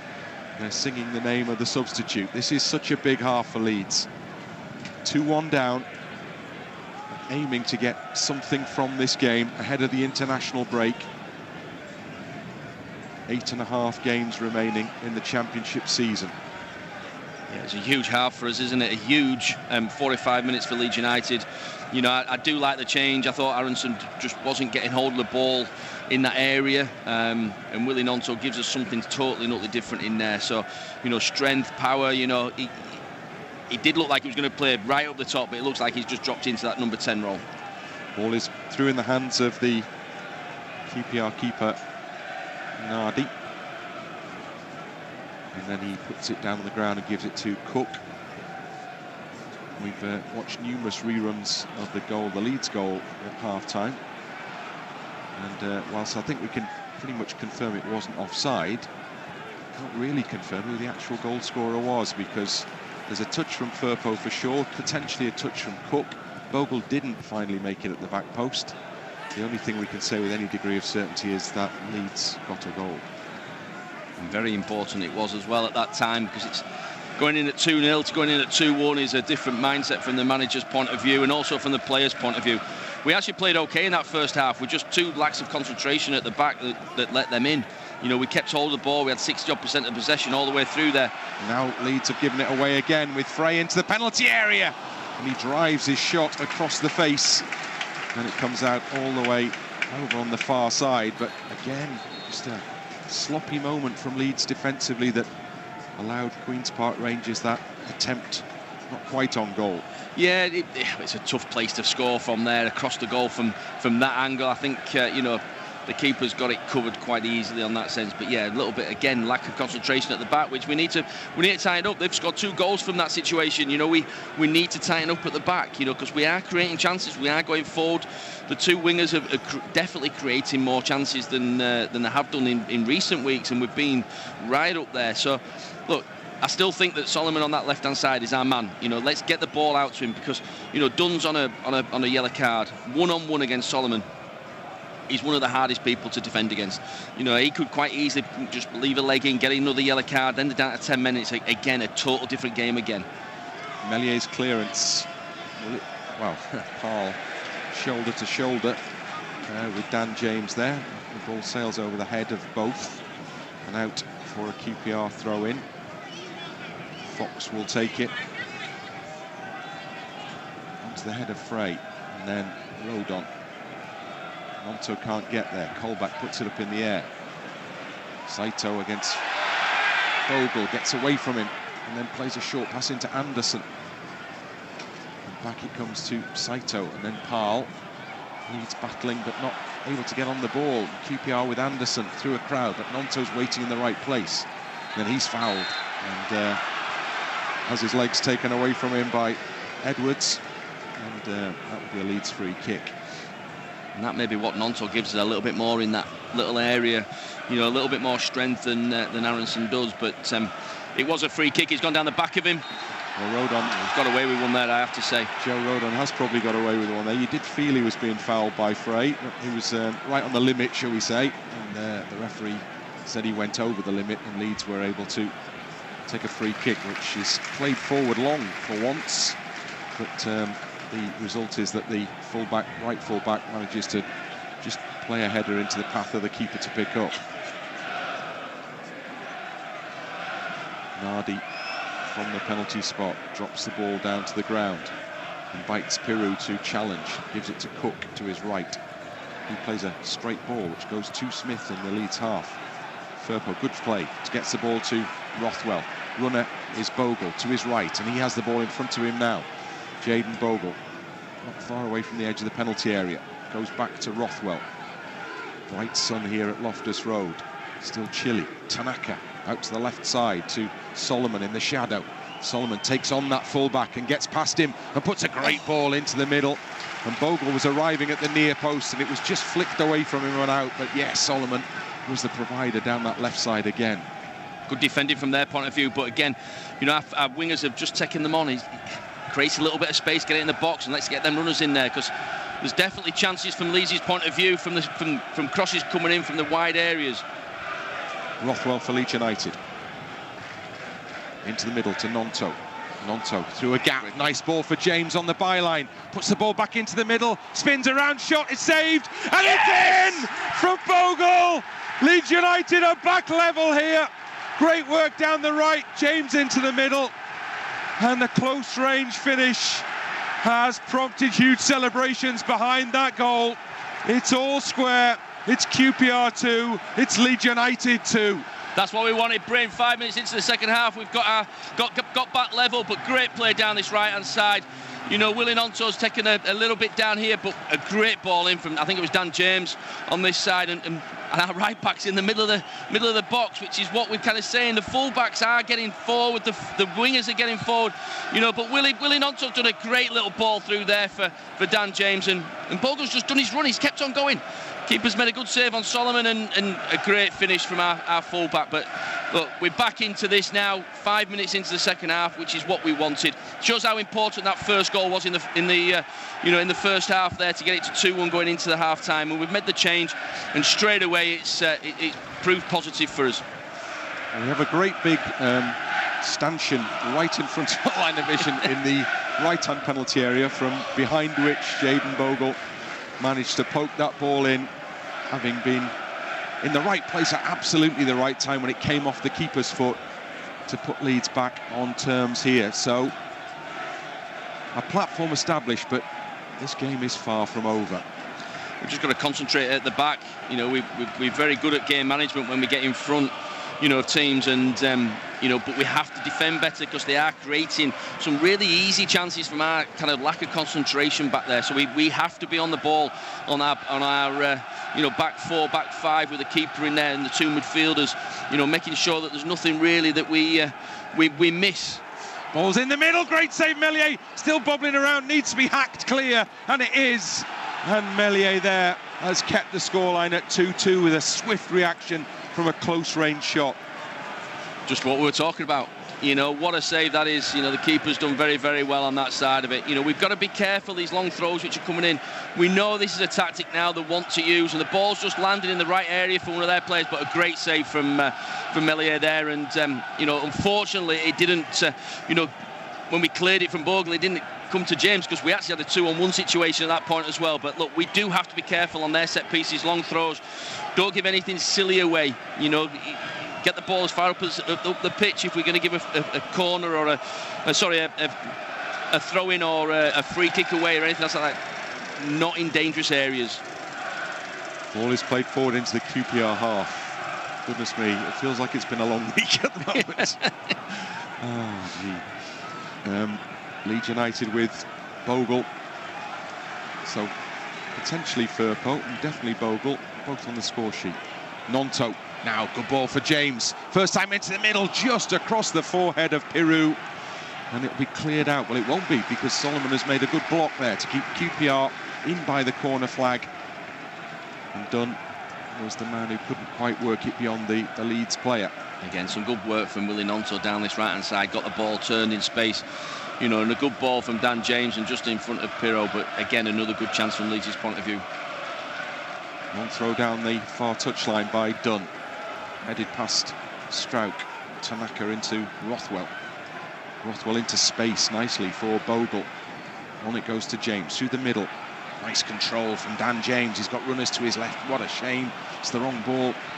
It was the right area, but not the delivery required for Junior Firpo. Leeds throw in. Now Rothwell. Out it comes to his right to Bogle. Right to Bogle. Back to Rothwell once more. Rodon. The voices you can hear now are those of the travelling fans. Pascal Strauch. Back it goes to Meslier. As we see again, Bogle's celebrations after his equaliser. Rothwell, straight ball, nice into the path of Pirou. Work wide to James on the Leeds right. Plays it on for Pirou, continues his run. Joel Pirou trying to cut it back, but he's robbed by Edwards. Edwards gets it to Frey. Frey, it's given away, and Frey has fouled Bogle there, or has he? Well, actually, he may have done, but Sato apparently was fouled prior to that, so it's QPR who get the free kick. Some more good play down that right-hand side, but don't really know where the free kick was there. I don't know if it was the first one or the second one. You know, Bryn, I think he gave it for the first one, but I didn't see much in that as well. But Rodon and Strout between them managed to see the ball back to Meslier, who throws it out quickly for the pacey junior Firpo to carry it into that QPR half. Ahead of him is Manor Solomon. Solomon in from the touchline. Into the penalty area. Nonto's found a bit of space. Little back heel into the middle. Well, they were waiting. They were queuing up beyond Paul. And it was a tap in that Paul made the right connection and got it over the crossbar for a corner. Again, I'm going to say again, great play by Willie Nonto in there. He's got hold of the ball. Solomon's played it into him. He's seen where it's where he's coming in, and Bogle's played a great ball in, but great defending from their point of view. Another corner. We're putting the pressure on now, Bryn. Rothwell will take the in-swinging corner kick for Leeds United.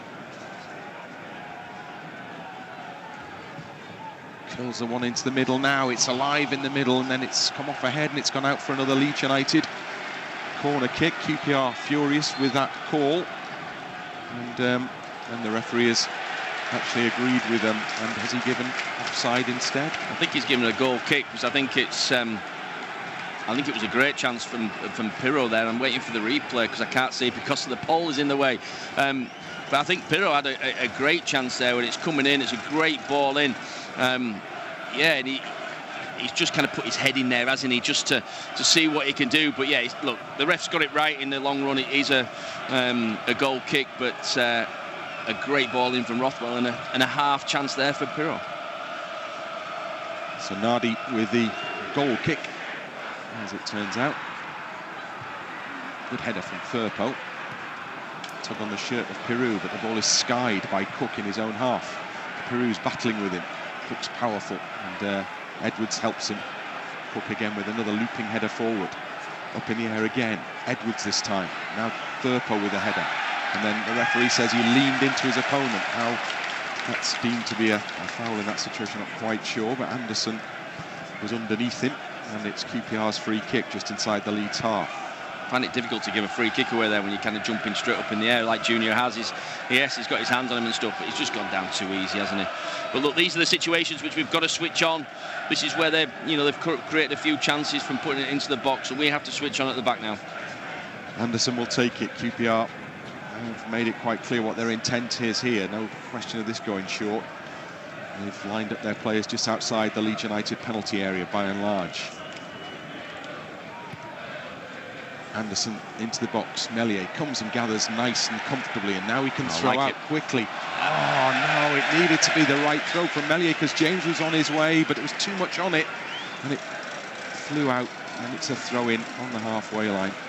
Right idea. He's come and commanded the box, which is what we want, and then, you know, the ball out just a little bit too quick for Dan James, as you say, Bryn. We were in. I think we were 3-on-2 if we'd have got hold of that one. Nardi on the edge of the box. Clears into Leeds half. Firpo chest down. Plays it into Peru. Now it comes back for Rothwell. Short square ball to Tanaka.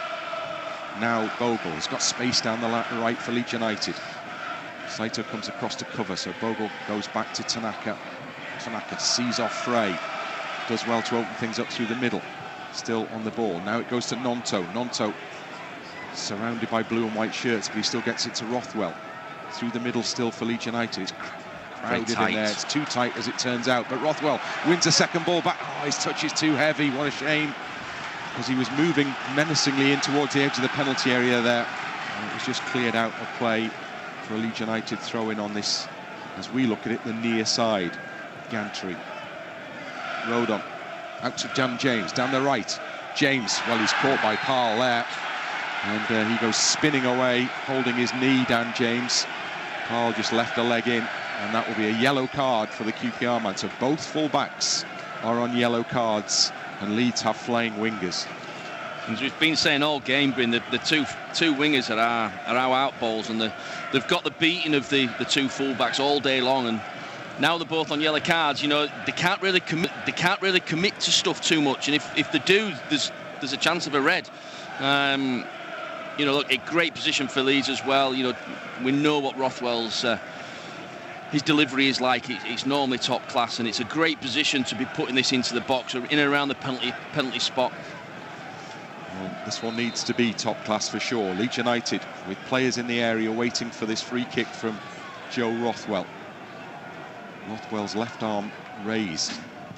In it goes into the middle where the heads go up. It loops towards goal. It loops into the hands of the QPR keeper, Nardi. And he sends his teammates out the penalty area.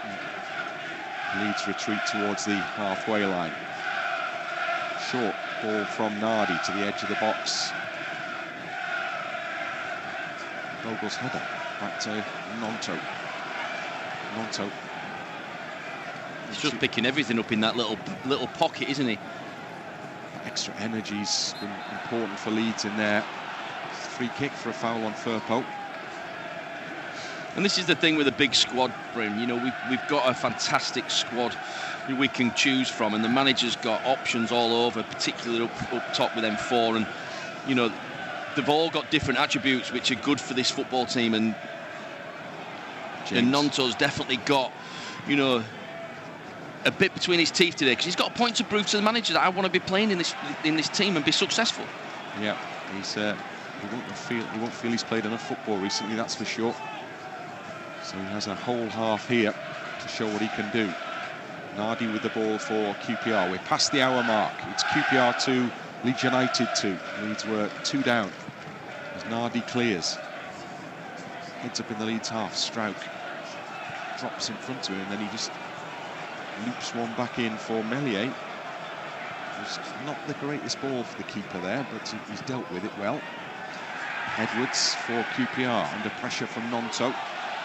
Ball comes off Nonto for a QPR throw-in. And the throw-in will be taken right in front of the two coaches, Cifuentes and Parker. Throws it back to Fox. And now Cook on the edge of the D. 33 years old now, Steve Cook. Anderson, another in his 30s. Back it goes to the right back, Dunn. Into the goalkeeper. Poor clearance. You could see that coming, couldn't you? You could. Keeper slicing that one for a Leeds throw. They might be in a hurry to take this Leeds. Well thought about it and then thought again. So Firpo it is with the ball in his hands. Back he goes to Pascal Strauch. Strauch looks forwards to Tanaka. Into the middle to Rothwell. Back to Tanaka again. Pressured by Anderson. Strauch to his left to Firpo. Firpo clips it down the line. Might work. Dunn has just got ahead of Solomon there, but he's run the ball out. That's gone out. We could see it from here. And it will be a Leeds throw-in down by the corner flag. So Junior Firpo has Peru dancing around on the edge of the penalty area, or Solomon in short, or Nonto as the third. And as Nonto gets the ball, gives it back to Firpo. Now Solomon breaks in through the bank of players into the penalty area, and it's broken in the middle. The flag is raised. So whilst it looked like Leeds might have Firpo in a good position again, he was just a little too far forward, and that will be an offside free kick. I think it was actually both our fullbacks were offside there. It just shows you the intent from both sides and both wings. But again, more good play. Solomon's been fantastic out on that left wing. He's coming in on the ball. He's causing problems for Dunn all day long. You know, let's get the ball out to him. You know, because he will cause even more problems to the fullback. Nardi with the goal, with the free kick. He's done. Hooks it forward. Strauch has got Smith on his shoulder. Goes back for Meslier. Another tricky one for the keeper. He deals with that one well as well. Cook delivers it straight back into the Leeds half. Frey against Strauch. Swept forward by Nonto into the path now of Bogle. And Bogle's got a lot of time and space that he can work in down this right side. On it goes to Dan James. James up to the edge of the area, past Parle. Just one of those situations where Parle can't go in now. Back it comes for Rothwell. James gets past Sato. Colback's coming to help out. James, well, he's bundled Colback over apparently there.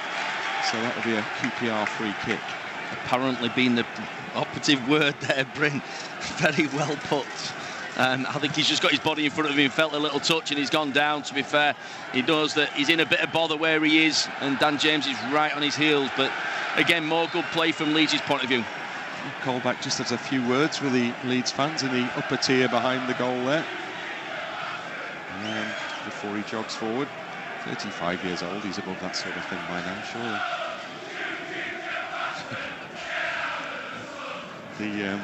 The response from the Leeds fans is very funny, but quite obscene, so I'm not going to share it. Maybe you can pick it up. It's to do with ginger hair and being in the sun. No, I'll add no more than that. So a throw-in, which QPR have on this near side, with Fox down there, line Frey and Bogle. Ball has gone out for a throw-in rather than a free kick, I think. Not entirely clear currently. Yes, it will be a throw-in. Parle has stepped up to take it for QPR, aiming perhaps to the edge of the Leeds penalty area. Parle with a throw over the top, looking to get Smith in. Stroud has just held him away from the ball. And it goes beyond both players and out for a goal kick. So you have to do as a defender, just shepherd it out, use your strength. I think he's not too happy about it in Smith, but good defending from Pascal's point of view. Gnonto throws down unfairly by Edwards. Stepped across him there. Leeds want to take the free kick quickly, and QPR put men around the ball to prevent that. This used to be a yellow card, didn't it, in the old days? Do you remember that? I do remember that. He didn't retreat. I think it was a yellow card last week. Never mind remembering it. There were no yellow cards last week, not on Wednesday anyway. James down the Leeds right, in. Oh, what a shame. Bogle couldn't divert it to Gnonto. And it goes out for a QPR throw-in. And Morgan Fox comes across this near side to take it once more. Fox with the ball. Fox with the throw onto Frey's head, helped on, and then Rodon was nudged in the back by Sato as he was shaping to head that ball forward. So Leeds get a free kick. Rodon goes back to Meslier. Out it goes to Pascal Stroud. And now Firpo. Further up the line to Solomon. Solomon's had to carry it back into his own half though. Pursued by two players. Back it goes to Stroud. It's tight there. Leeds need to get it forwards. They give it away. And then it's put into touch by Edwards. Leeds may take a quick throw here. No delay, and Firpo with the ball takes his time. Jamie Firpo shuffles back down the line, throws it to Stroud. Again, bounces one in from Meslier. He has to control it and then volley it forward. Gets it high in the air, it drops beyond Peru. Cook with a header. Call back from the halfway line. Rodon picks it up, gives it to Rothwell. Oh, it's given away by Joe Rothwell. Telegraphed his pass. Frey picks up the loose ball. Frey for QPR. Moves it out to this left side. Rothwell comes into a tone. And the ball comes out for a QPR throw-in. It was a nice, easy ball, wasn't it? Out to Joe Rothwell, but, you know, he saw his mistake and chased it down and never stopped running, which is what you want if you've made a mistake. Again, we're in that situation, though, where we've got a long throw coming in. We've just got to keep our wits about us at the back. You know, Meslier can come and take control even better, but, this is where we need to keep the concentration. So Smith will take the long throw, and it goes towards the edge of the 6-yard box. Headed towards the edge of the area. Frey's in there, flag is raised, and the ball is picked up by Meslier anyway, off his toes. So that ball is played out quickly to Tanaka, just on the edge of the box, into the middle. Referee's in the way, but it manages to get to Rothwell through him anyway. Now Solomon has time and space down the left-hand side for Leeds. Fullback standing off him because of that yellow card, perhaps, as Solomon comes inside. Now Gnonto across his body to Tanaka. Now Gnonto again. James is to his right. He has the ball now. Gnonto, on it goes for Solomon on this near side. Solomon had popped up to help out. Colback got in ahead of him. It's a Leeds United throw-in down by the corner flag. 20 minutes remaining here at Loftus Road. 2-2. Leeds with a ball in sight of the QPR penalty area. Bogle to Gnonto. Back to Tanaka. further back to Rodon, into the middle to Rothwell. Rothwell caught in possession by Frey, but it spins kindly for Rodon. Through the middle for Tanaka. Rothwell lays it off to Nonto. Nonto moves it a little way forward, stops, comes back for Rothwell again. Back to the halfway line to Rodon. And Rothwell short again into Tanaka. Now Nonto goes past him. James can't work it past Parl. Saito can work it forwards, but Rodon intercepts well. Now he's Tanaka, it's in front of Tanaka. He's played it to Peru, he's got a bit of space. Up to the edge of the area, into the area, Solomon has the ball. Solomon comes inside, back to Peru. Peru's touch is a little heavy, and that allows the defender, the midfielder Edwards, to step in and get him the ball off him. And then Strout with a challenge in the QPR half that will quite clearly result in a yellow card, because the ball had been played beyond Pascal Strout for the counter-attack there. And that was Pascal Strout with a professional foul, I would say. That's the one, that's the phrase I was maybe struggling for. Yeah, I think it's one of them which you take for the team, which you sometimes have to do. And, you know, he was away, to be fair. I think Tanaka's most likely getting there as well. But, you know, sometimes you just have to take one for the team, and that's what he's done. He's stopped the play. You know, we had a good chance down here, a little bit of a heavy touch from Pirro as well. You know, a little bit of a better touch might have created that chance in the box, but it's always really, really tight in there. But look, we're creating chances, we're creating the spaces. We've just got to keep probing and hope that the big chance comes very, very soon. Well, it's potentially bad news for QPR here, because if Steve Cook is down on the turf, went down when there was no play near him, and that would suggest potential muscular injury. And Cook is the experienced guy at the back for them, man who scored their second goal, of course. And I think his loss would be a blow, wouldn't it, for QPR? Well, he's obviously a captain. His experience, you know, in the back four. You know, he's dictating things a little bit back there. He's talking all the time. You can see that, isn't it? The experience will surely be missed from QPR's point of view. But he said he was 33, Bryn. You know, he looks about 43, doesn't he? To be fair to him, he's done well to get to 72 minutes, but it does look like he's coming off. You know, when a player goes down, when there's nobody around him, you're kind of thinking it is a muscular, but he would want to do everything he can to try and carry on, but it does look like he's coming off. Well, I'm looking through the ranks, and I'm sure they've got a centre-half on the bench, QPR. Looks like it's Dembele. So Dembele would come on and play in midfield, I think, and then I assume that somebody like maybe Edwards will go and play alongside Fox in the heart of the QPR defence. Got the option, potentially the right back. We've already talked about size of Dunn, big guy. But I think it looks like it may be Edwards who will be replacing Cook, who is coming off now. There's going to be another change made by QPR as well, because two subs are waiting down below, and the second sub is Liam Morrison.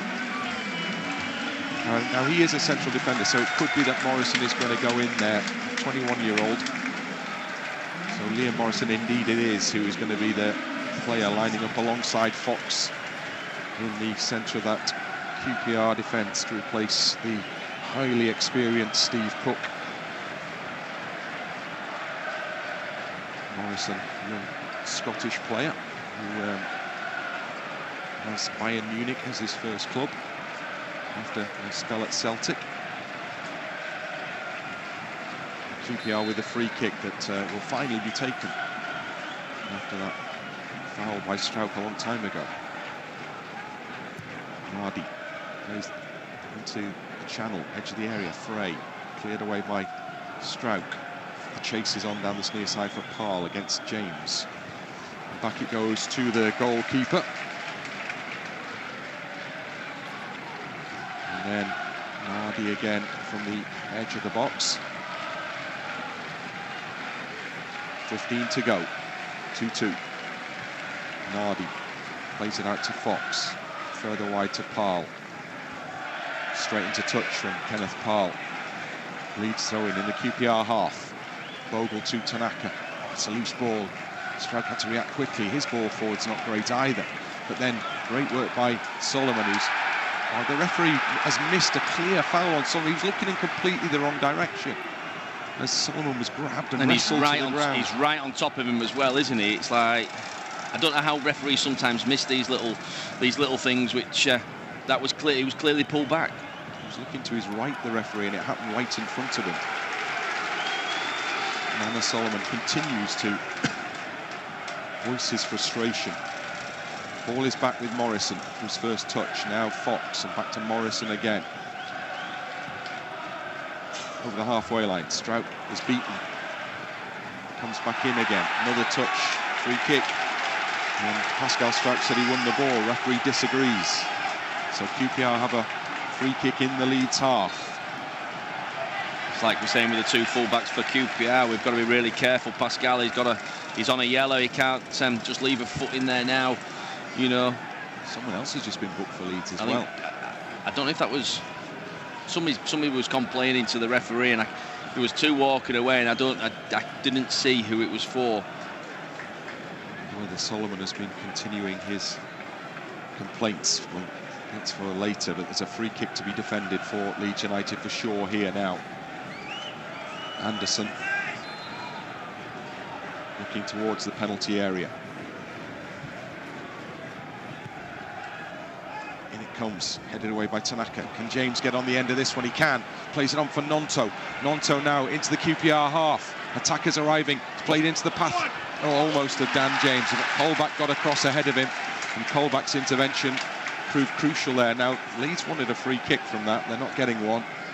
As Dan James went down perhaps a little too theatrically. But they do end up, I think, with a corner flag away to our right-hand side. I say I think because it's hard to see down in that corner. But Rothwell arrives to confirm that. Great chance that Leeds had with the counter-attack there.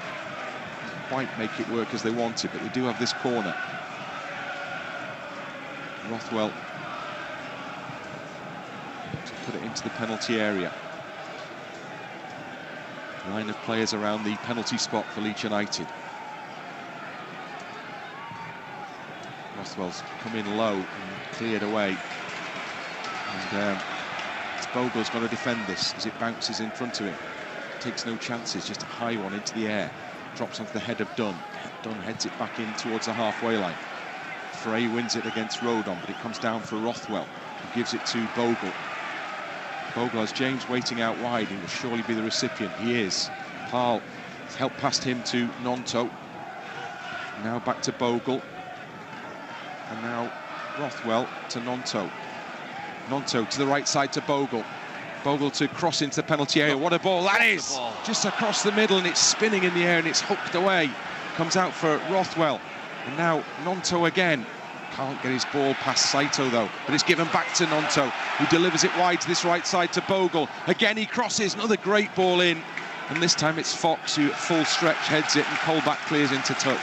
Two great balls down the right-hand side. You know, the first one in particular was just dying for somebody just to get in front of the defender, but it's an absolute fantastic ball in, is that one. And to be fair, the defender's done actually really well, but we just need to be on top of the second ball coming down there.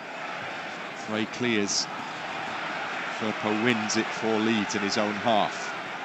Strouk to Rothwell to Rodon. Back it goes to Joe Rothwell. Strouk waits to his left and gets the ball now. Out it goes to Firpo. Firpo back to Strouk. Now Rodon forced back into his own half. Tanaka waits wide to his right. Tanaka back to Rodon again. And now Strouk to his left to Firpo. Rothwell once more. Strouk and Rodon. The 80th minute. All square. Rodon through the middle. Nonto. On it goes for Bogle. Gets the ball out from under his feet. James has to come in to try and win it. Fox puts it into touch for a Leeds United throw in. Bogle will take it to Nonto. Nonto lets it bounce and just about beats Colback to it. He's strong there. Nonto stayed down under the challenge. Leeds still in possession. Down the left side with Solomon. Solomon onside. Nonto still on the floor. But the game goes on. He needs to get up and help out, really. Rothwell plays it into the gap, but it's cleared away from the edge of the penalty area. And Tanaka's beaten. And Anderson plays it in, and Bogle's read it well. He's got to deal with this. Oh, he's fouled by Saito. pushed over there, Jaden Bogle, as he went to pass the ball for Leeds. And then Frey, again, proves a nuisance and obstructing the free kick. Bogle goes back to Rodon. And now Rothwell. Monto's back up and playing again. Solomon. Left side, Solomon carries it. Gets it on well to Firpo. Firpo into the middle. Nonto cross right across the face of goal. Parle was following in. And he it is who slams it out of play over on that far side for a Leeds throw in. We're creating more and more chances, aren't we, in that little area? Both sides, you know, we've had now 2 opportunities where we've got the ball in. Somebody's just got to take a little bit of a risk, get in front of that that defender and just nick it into the back of the net. Because it's a big 10 minutes now for Leeds, is this. You know, we've got the international break coming up. Let's put the pressure on everybody else who's playing this afternoon. James on the floor trying to make an intervention. Tanaka does really well to get back and win the ball back. Tenacious Tanaka, we've seen it so many times before, and then Frey's going to get a yellow card here because he's getting agitated. He's virtually fouled the referee there, hasn't he, Frey? I think he did. I think he was just about to square up with the referee, but he's pulled his shirt back there 2 or 3 times. He's got hold of it. You know, it's pulling your shirt back is a yellow card all day long, isn't it? Well, Leeds want to get on with it now. Anderson's gone to ground and Frey has been lectured, so there's frustration because Anderson has cramp. So he is being manipulated. His leg is being manipulated by a teammate, and that means that the physio will come on. Also means he's got to go off as well, so as soon as that physio comes onto the pitch, he has to now leave the pitch as well. But let's hope the referee's keeping this time on his watch and he adds it all on at the end, because I think this is what they're going to do now to the end of the game. They're going to try and frustrate us, waste as much time as they possibly can.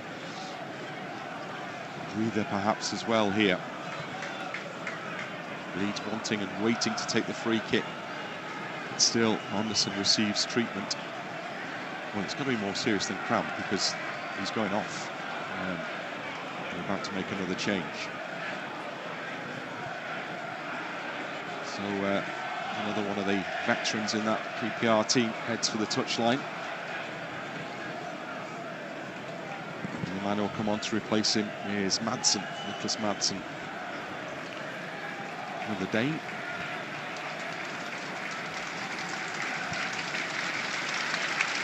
Anderson making a slow walk to the QPR dugout. Leeds have to wait for the replacement to come on. I think changes being planned on that Leeds bench as well. Madsen goes to take his place in the midfield.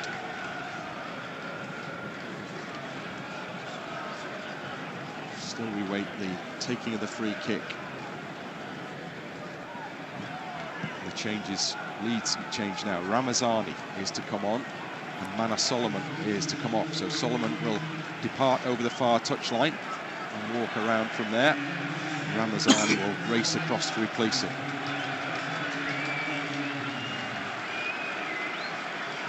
Solomon with the long walk. Leeds take the free kick finally. Out wide's his right side and Dan James. James puts his ball up into the middle. Peru can't get there with a header. Morrison to the edge of the box and helped away by Edwards. Rodon goes in, loops it forward. Edwards with another header. Over the head of Frey. Strout nods it down to Tanaka intelligently. Tanaka does well to work it to James. In it goes to the middle to Tanaka. Tanaka goes far post. It's gone too far. Maybe too ambitious there, Tanaka, because there were players in front of him maybe. He could have played in. It went across the area and it went out. A little bit of a better quality ball in there. I think he would have been on top of it. You clear your throat there, Andy. We'll bring Andy back in once everything's better. Yeah, I think it was ready to go into there. It was the right ball to do, but just lacked the quality really, because I think Pirro had just come off the defender and created a little bit of space for himself. Nardi with the goal kick. Forward into the Leeds half. Tanaka helps it into QPR territory. helpful boot in the middle of that. Edwards battling with Peru, does well, wins the second ball, given away by Leeds, and Saito with a runner wide, up to the edge of the area, into the middle it comes, block challenge, gets the ball out the box, picked up on that far side by Dembele, and out for a QPR throw-in. Leeds are defending now. Dembele trying to get into the area there. We've said it all game, haven't we? We've got to be careful in them at these situations. We've got to be right on top of everything. Concentration at the absolute maximum. But also we can break at these as well. If the ball just drops right for us, this is where we can be really, really dangerous. First, the throw-in needs defending. Edwards is the man who's going to deliver this one in long. Heads away, still in the box. Foot in the way, still alive. Shot goalwards is blocked by Strout. Leeds just had to throw bodies in the way of that one as the ball was bouncing around all over the place. And it's behind for a QPR corner kick. Good defending from Pascal there. Puts his body right into it.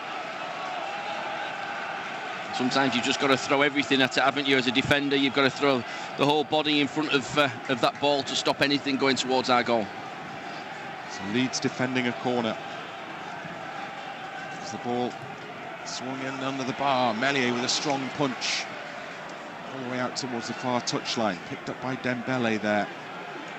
Dembele looking to get the ball in. Ramazani is in front of him. Now, their counter-attack is on for Leeds. Ramazani's not going to get to that one now. Nonto's ball was too heavy. James flying forward to try and put pressure on Nardi. Firpo's header down is a little loose. Mellier's come out the penalty area to deal with it. Somebody needed to make sure. Peru surely flung to the floor there. Nothing given again. Rothwell gets it back to Firpo and Strout. Cross the back to Rodon. He's going to sprint out to this near side to keep the ball and get the ball and keep Leeds in possession.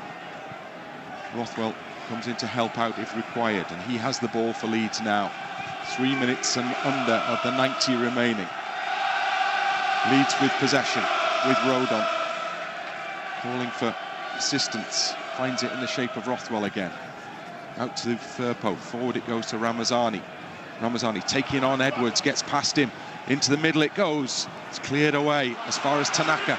Tanaka's touch is a little heavy, but he's won the second ball. And he slips as he tries to shoot. What a shame. And it spins away and it goes behind. And it's a goal kick. Yeah, it just slipped at the wrong time, didn't it? First one came out, his touch was a little bit heavy. It came back to him and he just a little bit too heavy on the touch, and then he had a little bit of a slip, and can't say anything about that, can you, when you slip at the wrong time? So it will be a goal kick inside the final 2 minutes. Nardi to take it. Nardi, the French keeper, right foot swings out wide. Is this going to stay in play? It does. Kept in by Gunn, and then it goes out for it's a free kick, given against Firpo. Huge frustration for the Leeds man on the halfway line. It should be at the moment. QPR attempt to take it a little further forward than that. Left by Dunn. The goalkeeper Nardi is coming to take it in the Leeds half. This free kick. And this is it's a risk, you know. It's a strange choice for a keeper at 2-2 to be taking it in the halfway line. You know what their intentions are. They're going to just put it into the back post. Yeah. Ball is at the feet of Parle now. The goalkeeper's retreated to the edge of the centre circle. Into the box, or to the edge of the box, headed forwards, and then a free kick given for Leeds. Do you know what, Leeds? I'm not entirely sure Leeds wanted the free kick there, but it looked like we might just... It's a real dangerous situation from our point of view, because we can break really, really quickly if it just drops right. And I think it was just dropping, but the ref was very clear that he wanted to, you know, give the free kick in that sense. But, you know, it's a big... I don't know what the ref's going to put on, maybe 4 or 5 minutes, maybe a little bit more, but a big 5-10 minutes now, or however long it will be from the referee side of things, in our season. But the ref is just giving petty little free kicks away now, and he's wanting to blow for everything, which the first half he wasn't. He was pretty consistent, but, QPR are here now to frustrate us, try and frustrate us right to the end. 6 added minutes, and the referee has spoken to the goalkeeper Nardi about his tardy behaviour. Nardi tardy, see what I've done there? And coming out of the penalty area, thinking to take the free kick. So 6 remaining minutes as the ball goes into the Leeds half. Firpo's header, Colback into the far touchline. It's gone out of play. It'll be a Leeds throw in. Assistant wasn't sure, but she raised her flag in the right direction ultimately. Firpo goes back to Strauch, immediately charged down by Frey, so it goes back into Meslier. Mellier's just scooped it wildly up in the air.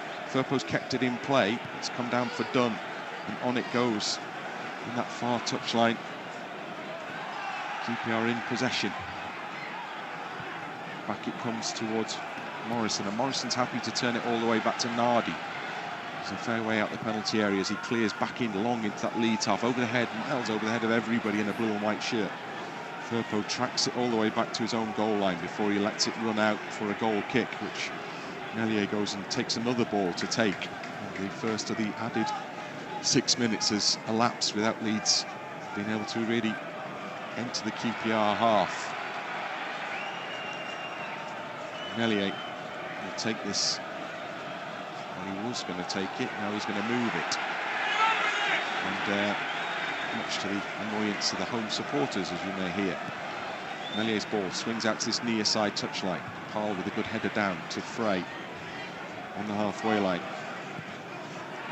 Rodon's header, foul against Nonto this time, or a challenge, late challenge on Holback, just inside the QPR half. We need to just get hold of the ball a little bit, don't we, and add a little bit of pressure for the last 5 minutes of the half. And it is one of them where little niggly free kicks, it's exactly what QPR want, because they'll be quite happy with the draw, today. For us, we really want that. We want that W next to our name, at full time, and we need to get hold of that ball. But again, as I said, Grim, we are potentially, this is quite a good attacking position for us because we can catch people on the break. So QPR's free kick is taken by Paul. It's gone down the channel, read by James, who has got in there now.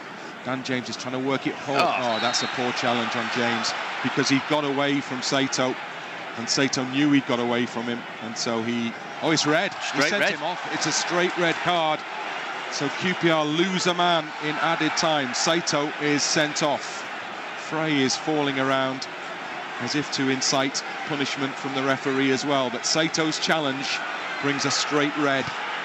So the man who scored the first goal of this game departs early. Oh yeah, 100%. Right down the back of the shin of Dan James. And he's away as well, isn't he?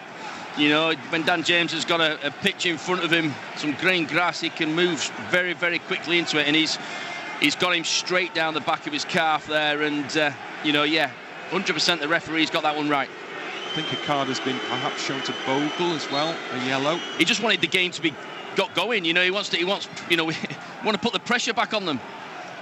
Morrison with a header clear, drops for James now. Giroud can't get the ball on the edge of the area, on the halfway line. Rodon's header drops for the Dembele, but then Colback gives it to Strauch, who's got to control. It's difficult. Gets it forward, just to hook it forward to try and put pressure on it. Goes out of play. 2 minutes remaining here, plus a little bit perhaps for the events of the last few seconds. The red card and the departure of Saito. Dunn will take the throw in. QPR, are they contemplating another change here? Long conversations going on down below with the fourth official. Ball is thrown long down the line. Strauch is pushed to the ground. And Frey's losing his head out there, isn't he? He's getting increasingly agitated, and it was a clear free kick. Surely there's an argument here for punting this one long. Leeds don't take the opportunity. Rodon gets it to Meslier, into the middle. Now Rothwell can drive through for Leeds United. On it goes to Tanaka. Tanaka wide to Firpo. Firpo up the line for Ramazani. He's just got back in behind Dunn. Ramazani trying to deliver. It's a corner kick for Leeds United. So we're moving towards the final minute of this game. And Joe Rothwell has gone across to take this corner for Leeds. Rodon and Strauch arrive in the penalty area. Rothwell just clearing debris away in front of the ball as he prepares to whip this one into the middle. Last chance perhaps for Leeds United. Rothwell waits because the referee's delaying things by stepping in to speak to players in the box. Rothwell steps back, prepares to put this one into the penalty area. Joe Rothwell curls it in near post from where it's headed away. Ramazani has to get to this one, and the header is short. And it's picked up by Dembele, who's played it out to his left-hand side for a run forward by Madsen up to the edge of the penalty area, and it breaks for Frey on the edge of the box. And Frey plays it into the path of Dunn, the fullback.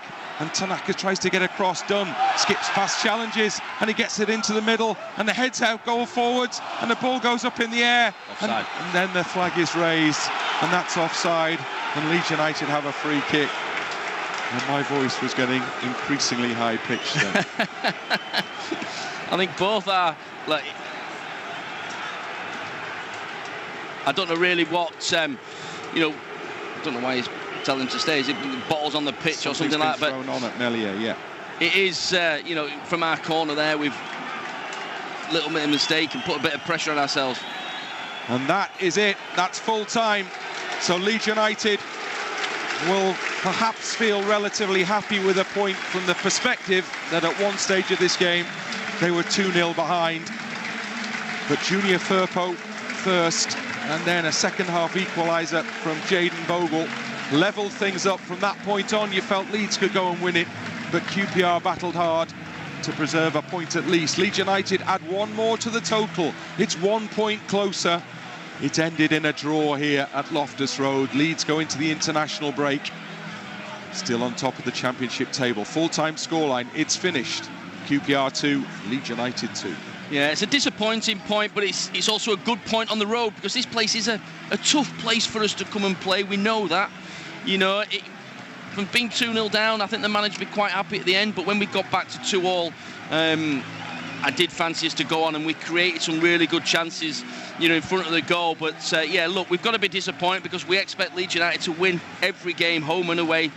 If we keep winning our home games, Bryn, we will, you know, keep picking up points away from home. The old adage, 2 points a game on an average will go up, you know. So look, that's not a bad point away from home at QPR, because this was somewhere we've not had, you know, a lot of success with. You know, the result last year, you know, when we were 2-0 down, we're kind of thinking the same thing. The boys have fought really, really hard to get back into that. You know, so look, let's look at it as a positive. Let's look at a positive point, you know, and let's see what everybody else does this afternoon. But all we can do is concentrate on ourselves. Fantastic support, as always, from the Leeds United fans. You know, and we go into the international break, as you say, you know, 8 games to go.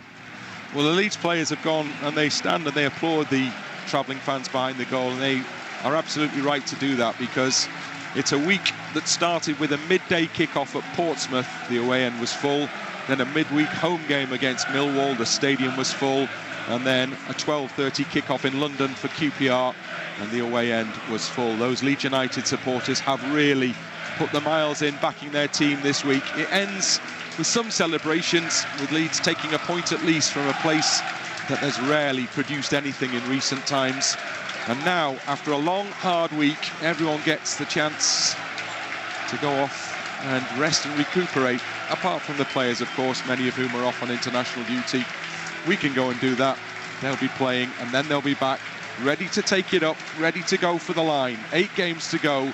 Leeds United add another point to the total. Full-time scoreline, it's finished here. QPR 2, Leeds United 2.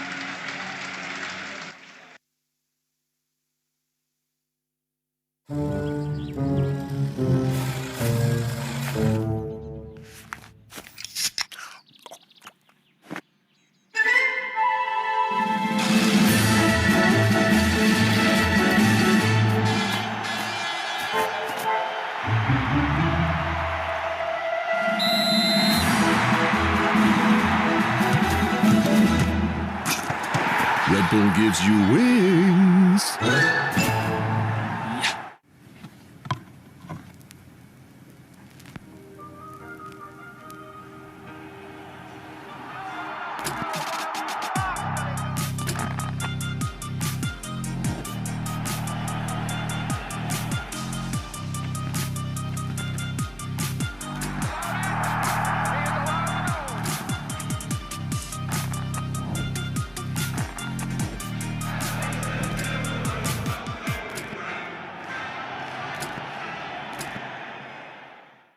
Well, the game's really heating up now.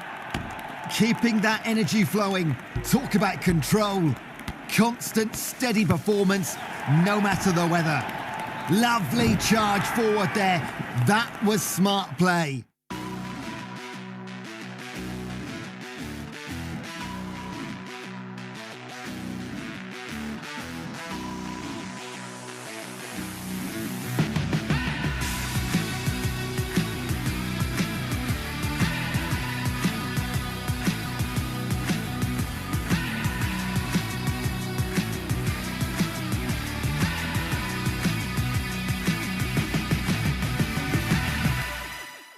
Tanaka shoots! How about that? Absolutely brilliant from Tanaka. Ramazani! Superb goal from Ramazani. Thomas is actually going to hit this and he scored. Oh, he's gone in 5 or so minutes away from a 5th win in a row. Not out!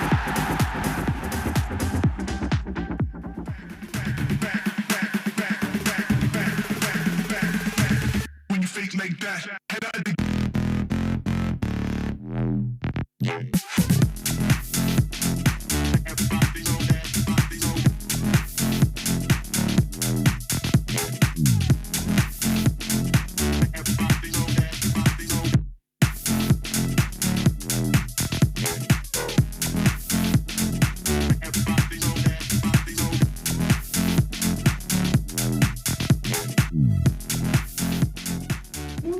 New TV? Yeah, it's the new Hisense Mini LED. Should have asked me what to get. We've got a 65-inch with Mini LED, but you've got to be paying at least $2,000 for that. Actually, this one has all those features and more, and we didn't pay anything like that.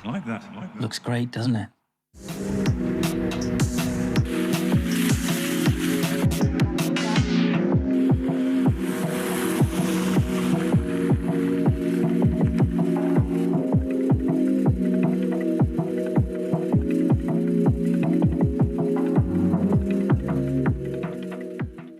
Something magical is living in my house. If I spill or make a mess, the next moment it's magically gone. I never see them, but they get everywhere. Is it fairies or mini little people? Is it you? Everything is so sparkly. Mummy says try not to make too much mess, so we don't scare them away. No magic, no spells, just astonish. Escape to a land where it's no work and all play. There's no such thing as speed limits. Where wild animals roam. And around every corner is a new adventure. Where you live amongst nature and giant rabbits come and say hello. Escape to Flamingo Land. Book your day pass online at flamingoland.co.uk.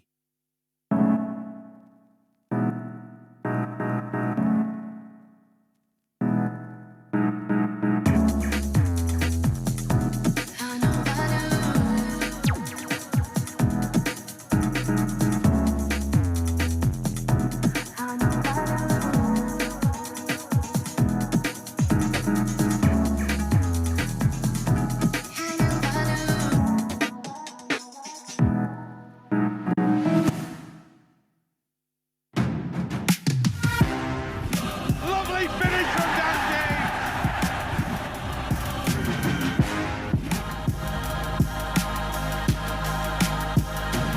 It's there! Tanaka!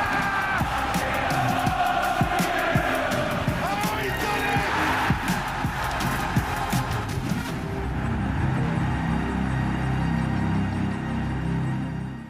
Leeds United remain top of the Championship table after picking up a point away at Loftus Road, where it ended at QPR 2, Leeds United 2. Michael Bridges, in your lucky, I guess semi-lucky jacket still. I'll not be wearing it again. You're not? No. Oh, come on. It was. Do you know what? It wasn't a bad point. Second half performance so much better than the first. Obviously, the lads had learned from their mistakes. With the 2 goals that we talked about, where they were both preventable. Their long throws were causing problems, and again that showed in the second half. Pascal, I thought, he made a marvellous tackle to stop them scoring another goal. But the way that we reacted, the second half chance, it was absolutely superb. Willie Nonto, we talked about coming on half time, game changer. I thought he was involved in absolutely everything. Yeah, how much did Willie Gnonto change the game in that second half, Bex? Oh, so much more than Brendan Aronson in the first half. You have to say, every time he picked the ball up, he was being aggressive, he was being forward-thinking, he was driving forward with the ball, he was trying to be creative, finding the wider players. He was playing in that 10 position, but he played it really, really well. Loads of pockets of spaces. Loads of pockets of spaces. And we'll see on a few of the clips later on that the difference between the two players. And I thought Willie Gnonto today was absolutely fantastic. And he'll be asking the question of Daniel Farke as to whether or not he should be starting the next game in that 10 position. Well, will Daniel Farke be asking himself the same question, do you think, Bridgie? Well, you've got to. I mean, if he's a manager, he'll have the final say, obviously, as we know that. But there's nothing better than seeing a player come on and make an impact in a game when you want to get on. But 45 minutes, he's been absolutely the standout player across that 45 minutes with what Bex was saying, all the moments. So he's planted a seed. We all know that the side of the game that Daniel Farke enjoys from Brendan Aronson, his work rate, his energy, his pressing. He puts teams under pressure from the front with that style. And we've seen him get a couple of goals, his assists, but what you saw from Willie Gnonto today, he came on and he had a purpose to say, you know what it is, don't forget about me, I'm here as well. So again, like I say, always healthy competition when you've got players still wanting rather than sulking to come on to perform. Bex, what does that performance in that game tell us about our title credentials? I think it would be brilliant if we came away with all 3 points. However, to go behind 2 goals down and to have the reaction that we did do, even though the full performance wasn't flawless, it's positive. You've got to take the positives from it. You've got to look at all of the good and work on the parts that were disappointing. And Bridgie spoke about the goals that we conceded in the first half. They were disappointing, but they were almost individual mistakes, weren't they? Yeah. They were things that are easily rectifiable. Daniel Farke will go back home. They'll be on the coach this afternoon even, and they'll be watching clips. They'll be watching clips of where they messed up, where they went wrong, where they went right, how to improve on those areas. And that's what we'll see. We'll see the improvement in 10, 11 days or whatever it is. I mean, I think I probably jinxed it when I said before kick-off, 10 matches between these two teams, we've never seen a draw. Yeah. But when we're 2-0 down, I'm taking a draw coming away from a team that, we've had trouble trying to beat in the past. So I think you've got to put it's a point gained. We go into the period now in the international break, top of the league. The other teams win. It's goal difference. So job done for me. Getting back, the resolve that we showed was good. Exactly that. It does show resolve as well because yes, we'd all have liked 3 points, but actually to come from 2 goals down to go on to pick up a point, again, fair play to them. Away from home in a difficult stadium. Yeah. Against a team that were very physical today, and the referee, especially in the first half, let a lot go. He let a lot go when the game was really, really tight. Towards the middle to the back end of the second half especially, I felt like he was blowing his whistle a lot for silly little things that he didn't but he didn't blow for them in the first half. So it was kind of like, I'm not quite sure why. A little bit of consistency right through the 90 minutes. I'd like to see that. But all in all, it's a little bit disappointing that we haven't come away with all 3, but look, a point on the road in a difficult place, it's nothing to be and sorry overlooked. If I'm going to change my angle here. I've got to say, you Leeds fans, I've even injured myself during the coverage of this game, which will not come as a surprise to us. So I'm just going to turn around a little bit because my neck's killing. Well, let's have a look back, shall we, at that equaliser from Jayden Bogle. And something you and I have spoken so often about, Bridgie, when we've been looking at the games, is our ability, this team's ability to score from different positions and the freedom that the fullbacks can have to make those runs. Yeah, I think we said about how many touches our fullbacks get in the opposition penalty area, let alone, when teams try to get as many attackers to touch a ball in the final third. Firpo gets the goal in one half of the field, and then obviously Jayden Bogle here, he finds himself, it's almost like a goal poaching opportunity. He just sniffed out the danger. And, there was a pass from Willie Gnonto that Bex mentioned, how he got involved here. You'll see, forward thinking, forward pass. What does he do? So look at Bogle there. He's actually alongside DJ when he crossed the ball in. But he's thought, you know what it is? This is coming into the penalty area. I get myself in the mix. You never know what's going to happen. And he's actually sniffed out the danger. So that, for me, seeing them 3 players in around that penalty area there, when we got the goal, I only thought it was going to go one way. The momentum shift was huge. And it is great, isn't it, Bex? Just to see those goals coming from different positions. Yeah, definitely. it's almost impossible to defend against when you've got goals and assists coming from all over the pitch. If you've just got one number 9, if it's only Joel Peru up top, it's relatively easy to stop the team from scoring if you've only got one player to worry about. But we've got Peru, we've got Dan James, we've got Ramazani, we've got Manos Solomon, we've got both fullbacks. Like it's impossible to stop. You stop one or two of them, and another two will pop up and get a goal. All the teams that you get, like your Man City's at their peak, your Barcelona's at their peak, the rotations and numbers inside the box is phenomenal. And that is the licence that Daniel Farke has given. As long as we've got that defensive, he knows that we've got Pascal Strout, Rodin at the back, and we've always got like a box midfield forward, Tanaka or Rothwell in there as the defensive mechanisms. And he says, go on, numbers forward. That's why we score goals from all areas, because the amount of licence he gives the players to go forward. And that's why I enjoy watching it, because it's attacking football. There were a good number of chances. You're right, Bridget.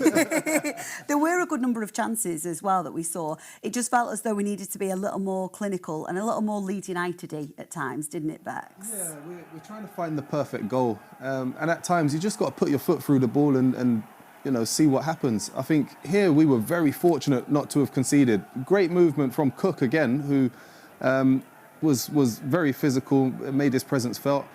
But little things like this, Firpo, lovely ball across the box. Gamble, we've got the bodies in the box, but nobody's really getting in front of the goalkeeper and really making him think about it. Or Firpo again, Firpo and Nonto, yeah. It's brilliant, but little things like that is great to see, and there's areas to improve on, but it's only the final third. William Nonto again involved. He doesn't quite get the contact on it, but it's great movement. And that's what I wanted to see in the clip just before that. This was unbelievable. I thought defensively it was really, really poor leading to that moment, that position there. But what a block from Pascal Struijk. What a block. That's a goal-saving save. But again, it comes from that long throw. That is the one thing we didn't really handle very well defensively, because, they're a big team. I said they had 12 set play goals before this game started.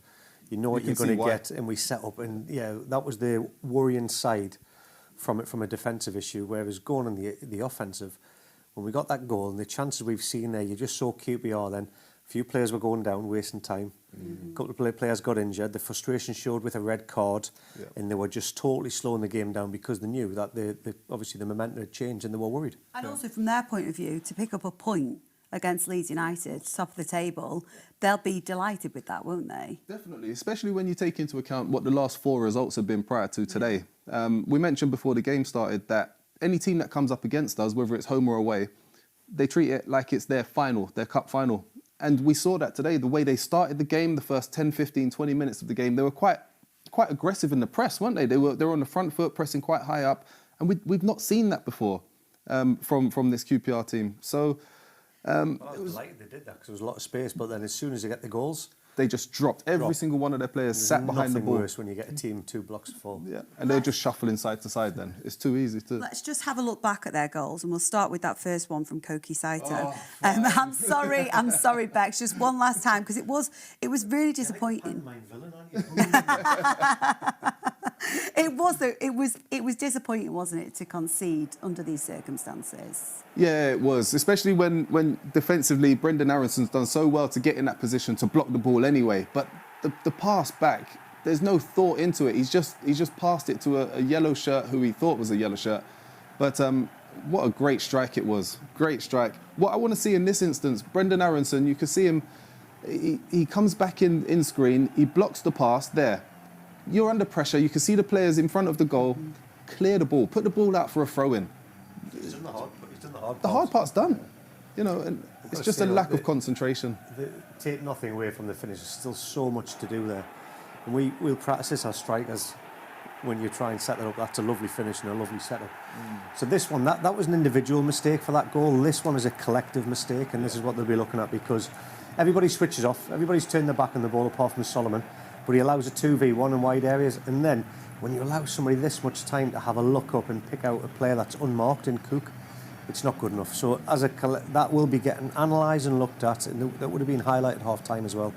Any more long throws, you do not turn your back on the ball, you face the ball, you jog backwards towards your goal, you make sure the organisation, but paramount, you know where the ball is.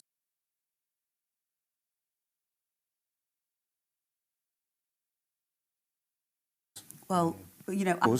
You do not turn your back on the ball, you face the ball, you jog backwards towards your goal, you make sure the organisation, but paramount, you know where the ball is. Well, you know, at half-time, the three of us were discussing what Daniel Farke might be saying at half-time.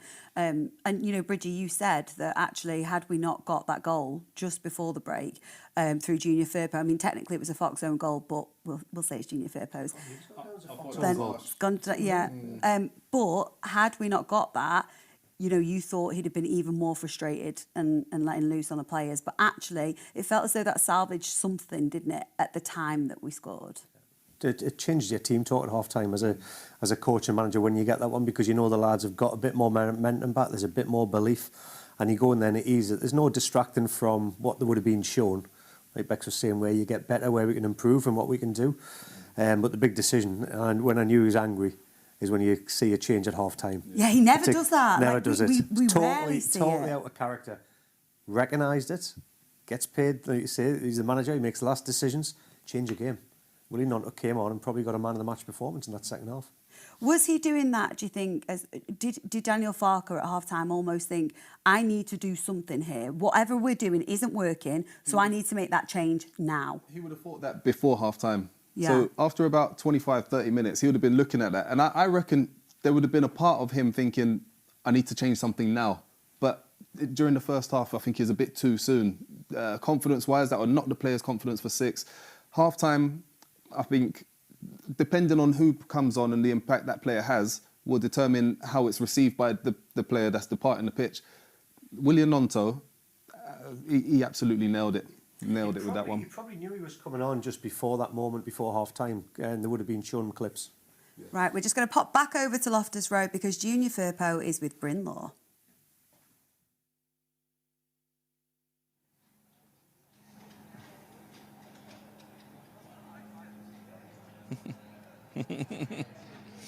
So here we are, we have Junior Firpo with us, Junior goal scorer, just about. Tell us about that important moment in the game, because at that point things were not going to plan, were they? Yeah, I think the game started really difficult for us. I think we made it really difficult ourselves.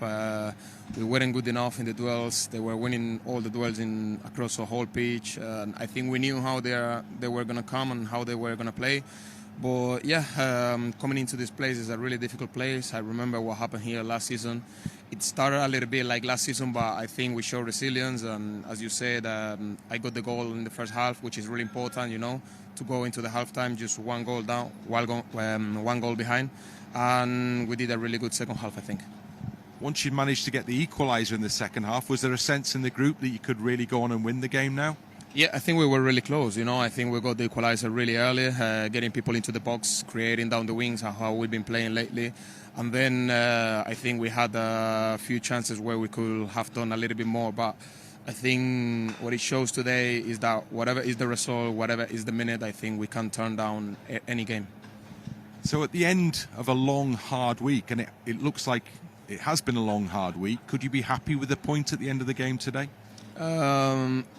I'm really critical with myself, with the whole group, with the team. I think we have a brilliant team. I think we should expect way more of us in any game. But how the game started, how the game was, I think, yeah, we could be happy with the point, yeah.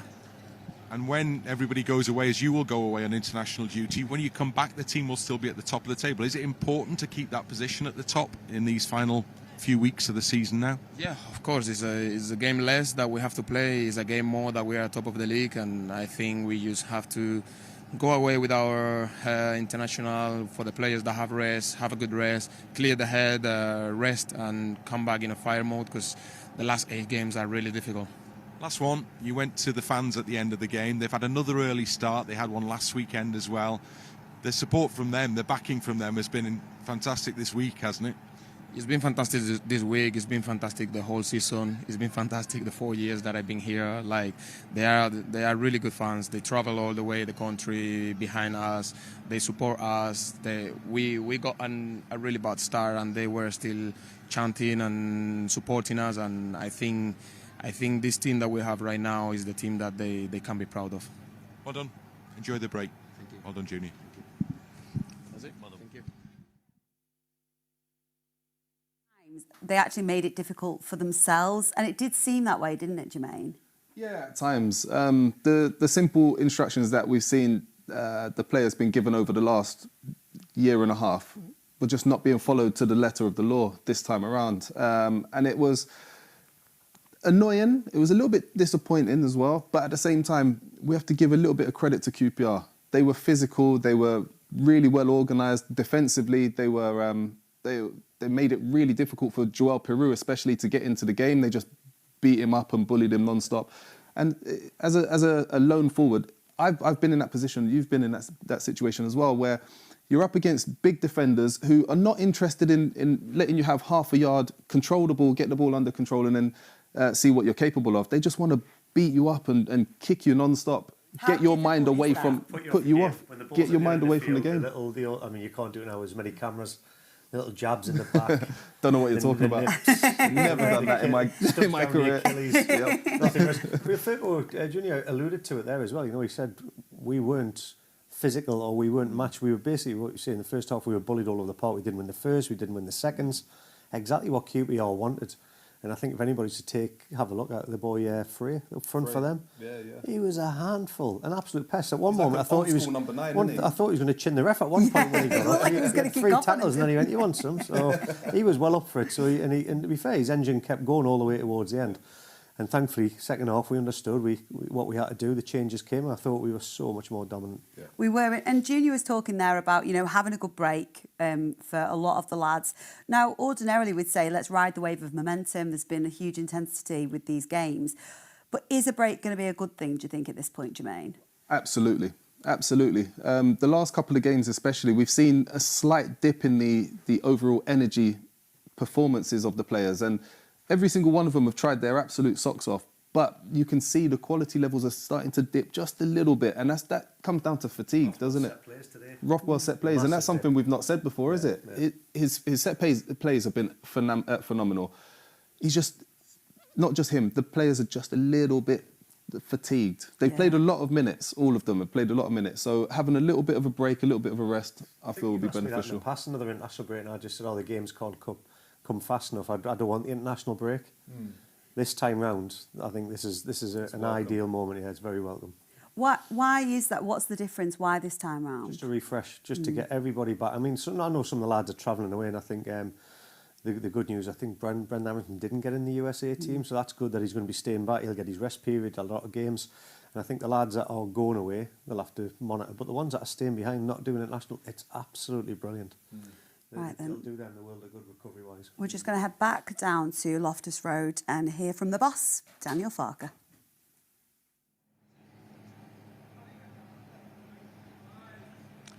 Thanks, guys. Yes, we have the manager with us. Well, this has been one tough week, Daniel. Can you be happy at the end of it to take a point from this game today? Well, before the game, I would never sign a draw because we always play to win, but in the end, you have to say once during this period, third game within 6 days, you're 2-0 down on the road, then it's definitely a good point on the road. Make no mistakes. I think they deserved to be in lead after 25 minutes because first half an hour was not good from our side. We started okay with the ball, but our defensive sharpness and awareness was not the case in the 2 situations when they scored. And once you're 2-0 down, then it's really difficult. So I like today that we found another gear, that we digged in order to get only in the first half a foot back into the door with a good goal of Junior Firpo. Yes, in the second half we were completely on it and tried to turn this game, equalized, fully deserved, and were in 4-5 scenes so close also to win the game and turn this game completely. Of course, I would have preferred also to score the winner, but sometimes also okay not to be too greedy. Anyhow, it's definitely after being down and this start of the game a good point on the road, and also one point that brings us closer to what we want to achieve. And when you're playing your third game in 6 days and you're having to find yourself in this position where you really need to push on in the final 20 minutes of the game, it's got to be difficult for players, hasn't it? That the load that they've had prior to is going to make that more difficult. Yes, but you have to say they stepped up, and I would say the first 25 minutes were not too intense from our side. So for that, we had some energy and power in the second half. overall, of course, it's more like the pitch is getting worse and worse, and the opponents tries to waste time in each of these situations and try to waste time also with long substitutions.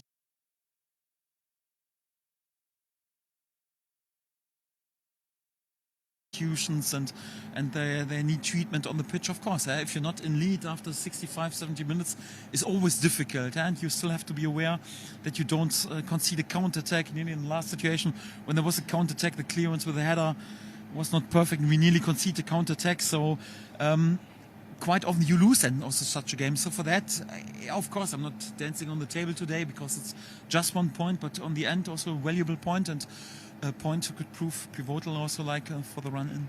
Absolutely. Daniel, you brought Willie Nonton at half-time. What was your thoughts there? Yes, we had to take more risk. I was a bit unhappy with myself because I was thinking a lot about bringing Ilya Gruev in the starting lineup, and whenever I've done this in the away games, it has sharpened the defensive awareness and senses a bit. But yes, I wanted to take the momentum today from the last game. I think and Joe Roswell were excellent in the last game, and want to take this confidence, this momentum. But in our defensive awareness was not that sharp, and I was even thinking about Willie in number 10 position in the starting lineup. So together with Ilya, with a bit more defensive player behind him, I would have probably brought him also in the starting lineup. Yes, with just 2 ballers behind him, because he's normally a winger. He can't cover that much distance.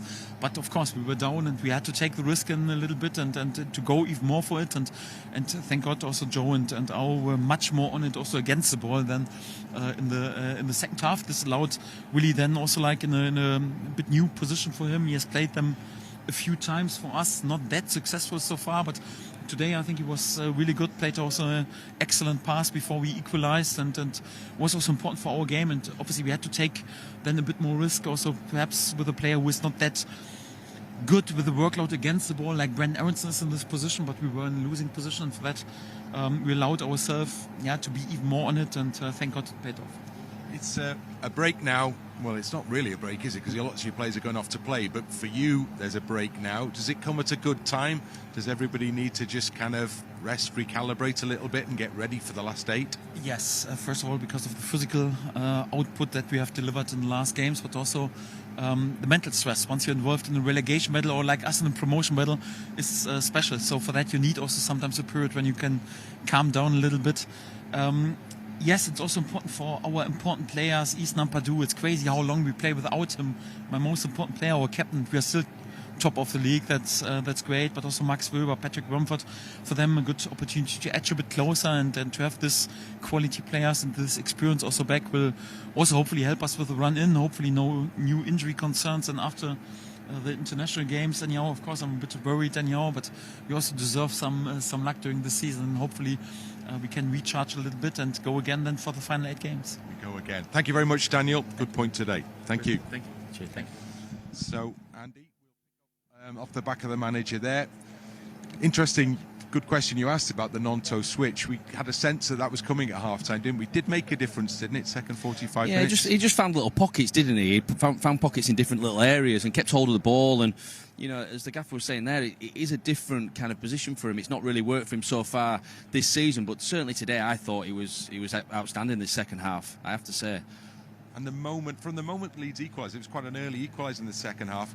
The initiative in the game was with Leeds, really, but there were still those moments where you felt a sense of anxiety that perhaps QPR could do something again. And the interesting thing he's just said there as well, Ethan Ampadu's with the team today, hopefully he comes back, because I think he's just that presence on the pitch, he's that captain, he's that talker, that organiser, who's in there, and I think it just calms things down a little bit in the back four, because we did at some point just kind of, we went a little bit loose. The 2 goals were a little bit loose in that sense as well, and Ethan would be huge in that area. But look, we've got an international break, as you said in the commentary there. We're going to be top of the league, whatever happens after that.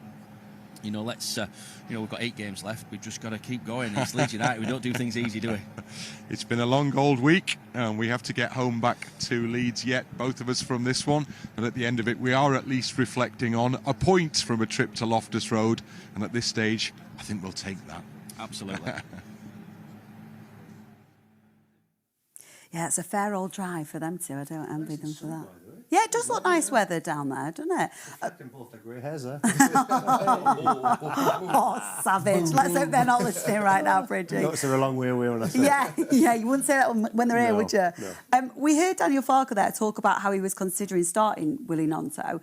Has he worked his way into the starting lineup now, do we think, when we're back after the international break? I think so. I think it would be difficult after that second half performance to drop him. I think what he offered us today is something that we've been lacking over the last couple of games, especially against the more physical opponents. Willie Gnonto has got a little bit more physicality about him. He's a little bit more robust. He bounces. He can bounce defenders off him. He's creatively, I actually think he's a little bit better than Brendan Aronson as well, and he offers a little bit more of a goal threat.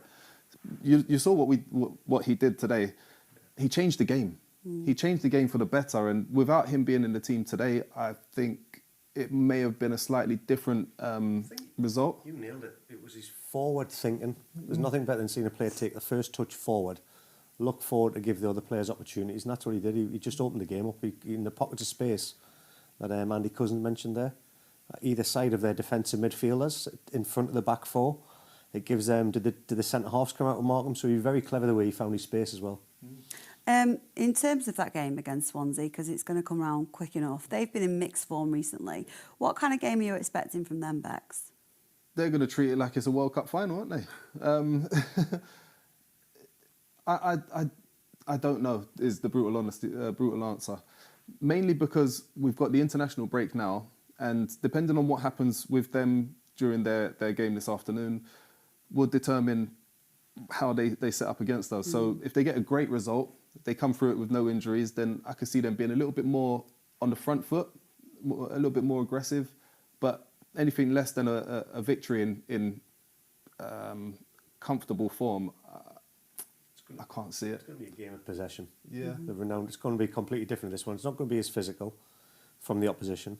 It's not going to be as aerial bombardment, long throw wise. They've got a set up there where it goes right throughout the club as well. The possession based, playing out from the back. I mean, I've seen the goalkeeping manual for the academy at Swan, and it is unbelievable. It's like a massive dossier. It is crazy the amount of effort that they've gone in to make sure that their philosophy is grounded all the way through, and that's what they want to do throughout the club. So they know what they are, but this season you just don't know what you're going to get from them. So it's going to be so interesting. I don't think they will. I think initially they'll try it, but they'll see how aggressive we are when we're in the final third up against their defenders, and I think they'll abandon plans and not so much go direct, but I think they'll bypass the defence. Bypass the press and put it into the midfield. Well, like we say, that game will come round before we know it. But before we let you go, we've got a happy anniversary wish, Michael Bridges, because on this day, no, it's not for you. It's us wishing you this is your gift, very happy, happy anniversary. Good, thank you, I'm stuffed. Happy anniversary, because on this day in 2006, Jermaine Beckford, you signed for Leeds United. I did indeed. And I still have my RAC free fuel card, so that was good. Yeah. Brilliant. Happy anniversary. It's the little wins, isn't it? Look, Leeds United head into the international break, top of the championship table after picking up a point on the road against QPR. We'll be back with you in a couple of weeks' time to bring you all the build-up ahead of that game against Swansea. Take care.